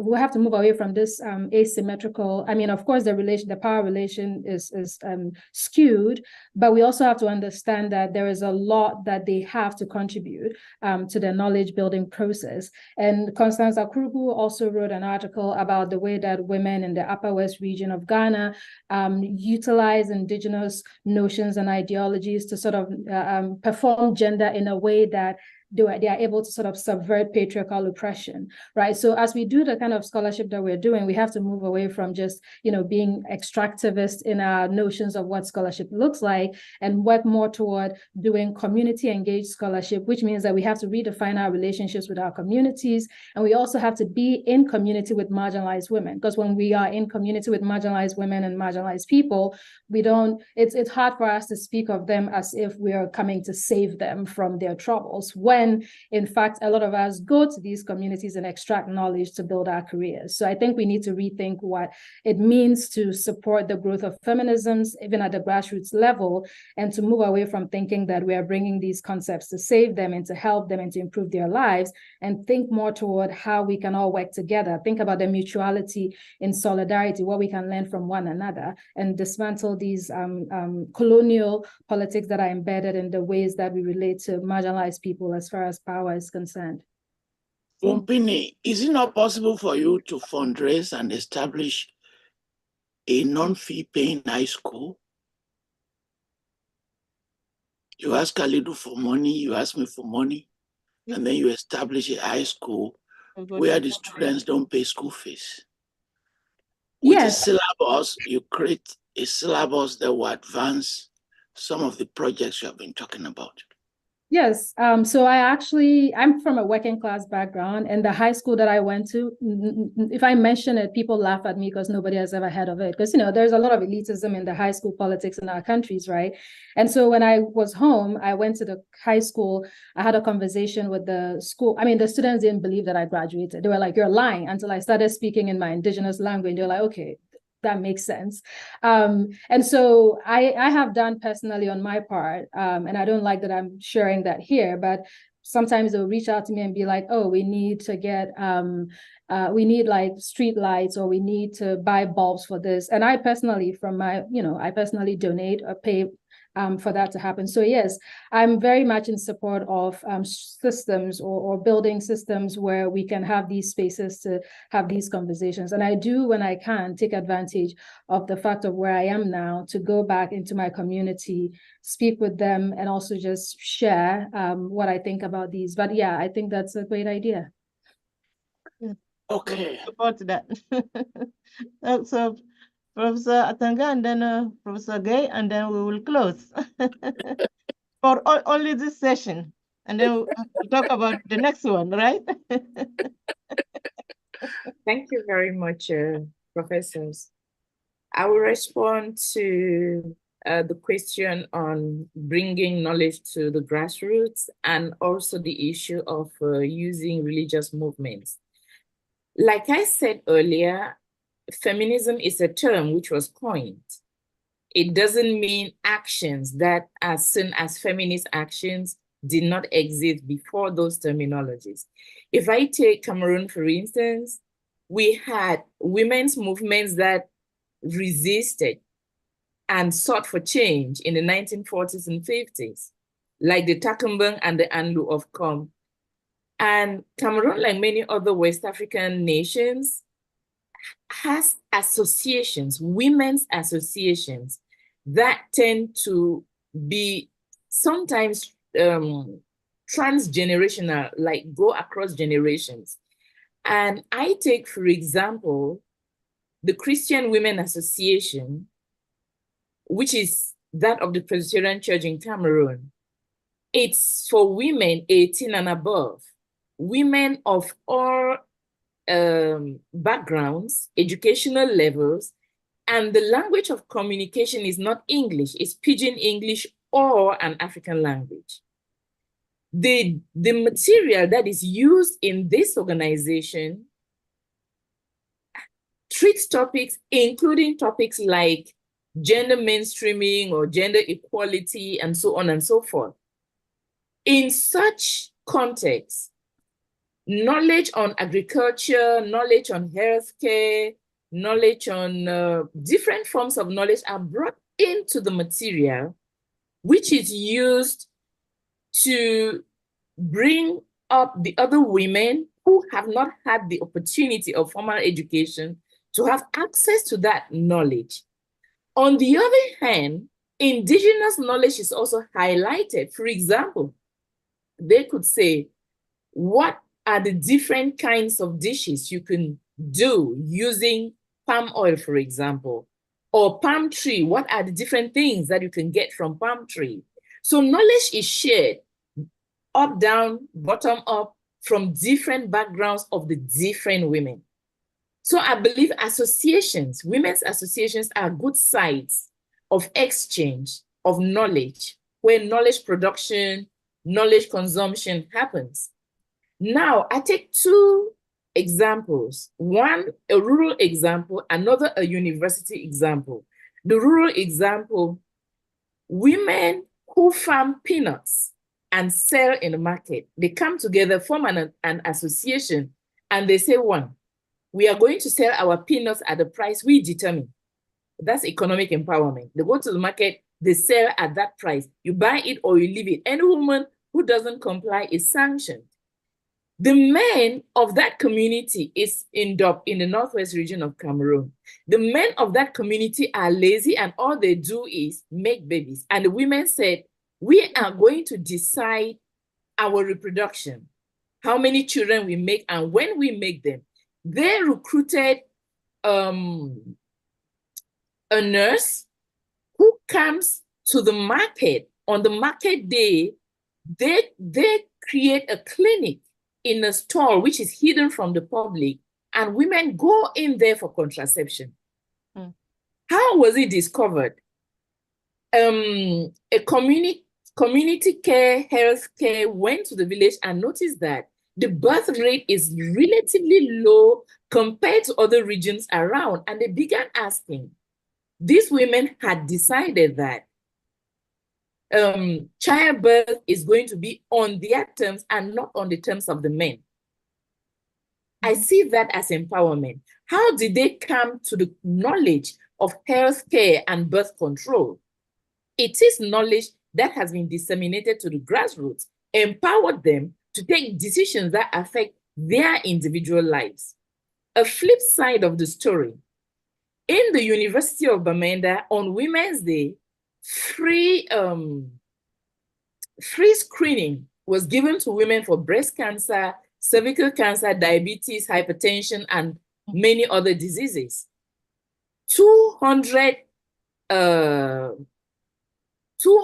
tests for the different screenings were paid for. And only 15 women of the 200 that were targeted went for the different screenings, including university professors. So the question we begin to ask is, how do people utilize knowledge that they have access to? Is it your level of education that determines your acceptability to knowledge that is deemed academic or that is deemed elitist? If rural women can utilize healthcare knowledge for birth control and university women reject healthcare knowledge for prevention of diseases that specifically affect women, how then do we look at issues of women's knowledge consumption and women's knowledge production? Thank you. Thank you so much. This is powerful. Dr. Thank you.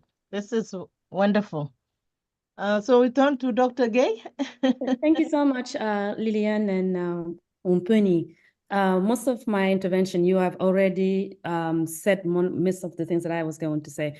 I just wanted us to reconsider this elitist position, what makes us elites, because I think also this positionality is very important. There are certain places, if we consider that education in the colonial schools is the elite, then we are. But then if we consider who is experienced in dealing with surviving somewhere and tilling the land and all of that, I think we don't have much knowledge when it comes to that. And we have a lot to learn from those women. But I also want to talk about the charge that we put on feminism, for example, or the feminist movement, because I think that it a way to think is parallels this charge that we have on women of being the ones to solve all problems. Because I don't think that feminism can solve all the problems that women have in Africa. It is one of the solutions. And if we're looking at the solidarity and collaborations that women are doing, I think that women from what we call elite women are also learning as much as they are from women who are in the rural areas, that those women even, I don't think they will learn much from us because they are not focused their lives on relationship to men, and they are daily living their lives, solving problems most of the time and engaging with patriarchy in a very powerful way.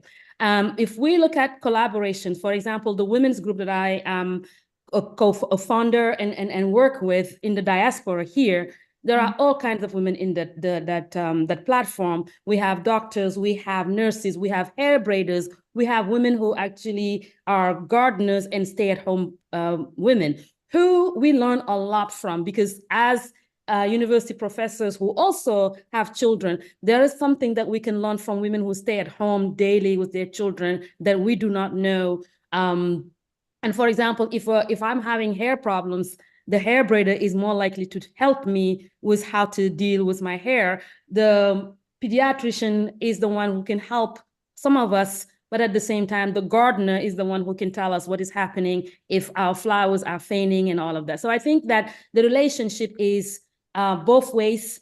And I think we learn so much from each other. And the most important part is to engage with each other, not to speak for each other or to try to help each other in that way that we feel like there is this vertical relationship where it trickles down from us to them. Thank you. Well, that's such a beautiful high note to end with. Thank you so much, Professor Gueye, and each panelist, Professor Mohammed, Professor Hadari, Professor Sadiqi, Professor Kapteijns, Professor Atanga, yeah, and Professor Alexander Simone. Two of them have to leave early because of other commitments. And our wonderful audience again, and our wonderful Oga, Professor Toyin Falola, and the fabulous team. We are so grateful. Thank you, Professor Mohammed, too. Each one of you, thank you. Please let me thank you. Please give me the honor of thanking you. And whenever you propose another panel, you already have it. What is next? In the next 10 minutes, the entire transcript of this conversation will be released to the world, and you can share the transcript with your friends. 10 minutes is all released and it is gone. It's on YouTube. Second, there's a media presence. Newspapers are here. I do not know the angles they're going to take. And third, I do reflection pieces on what you have said. When I do them, don't feel offended. If I do not represent you very well, it's not intentional, but I do short pieces, 3 or 4, on what you have said. I want to thank you and thank everyone for participating. If you love music, stay. We play some music. Thank you very much. Thank you, Oga. Asheo.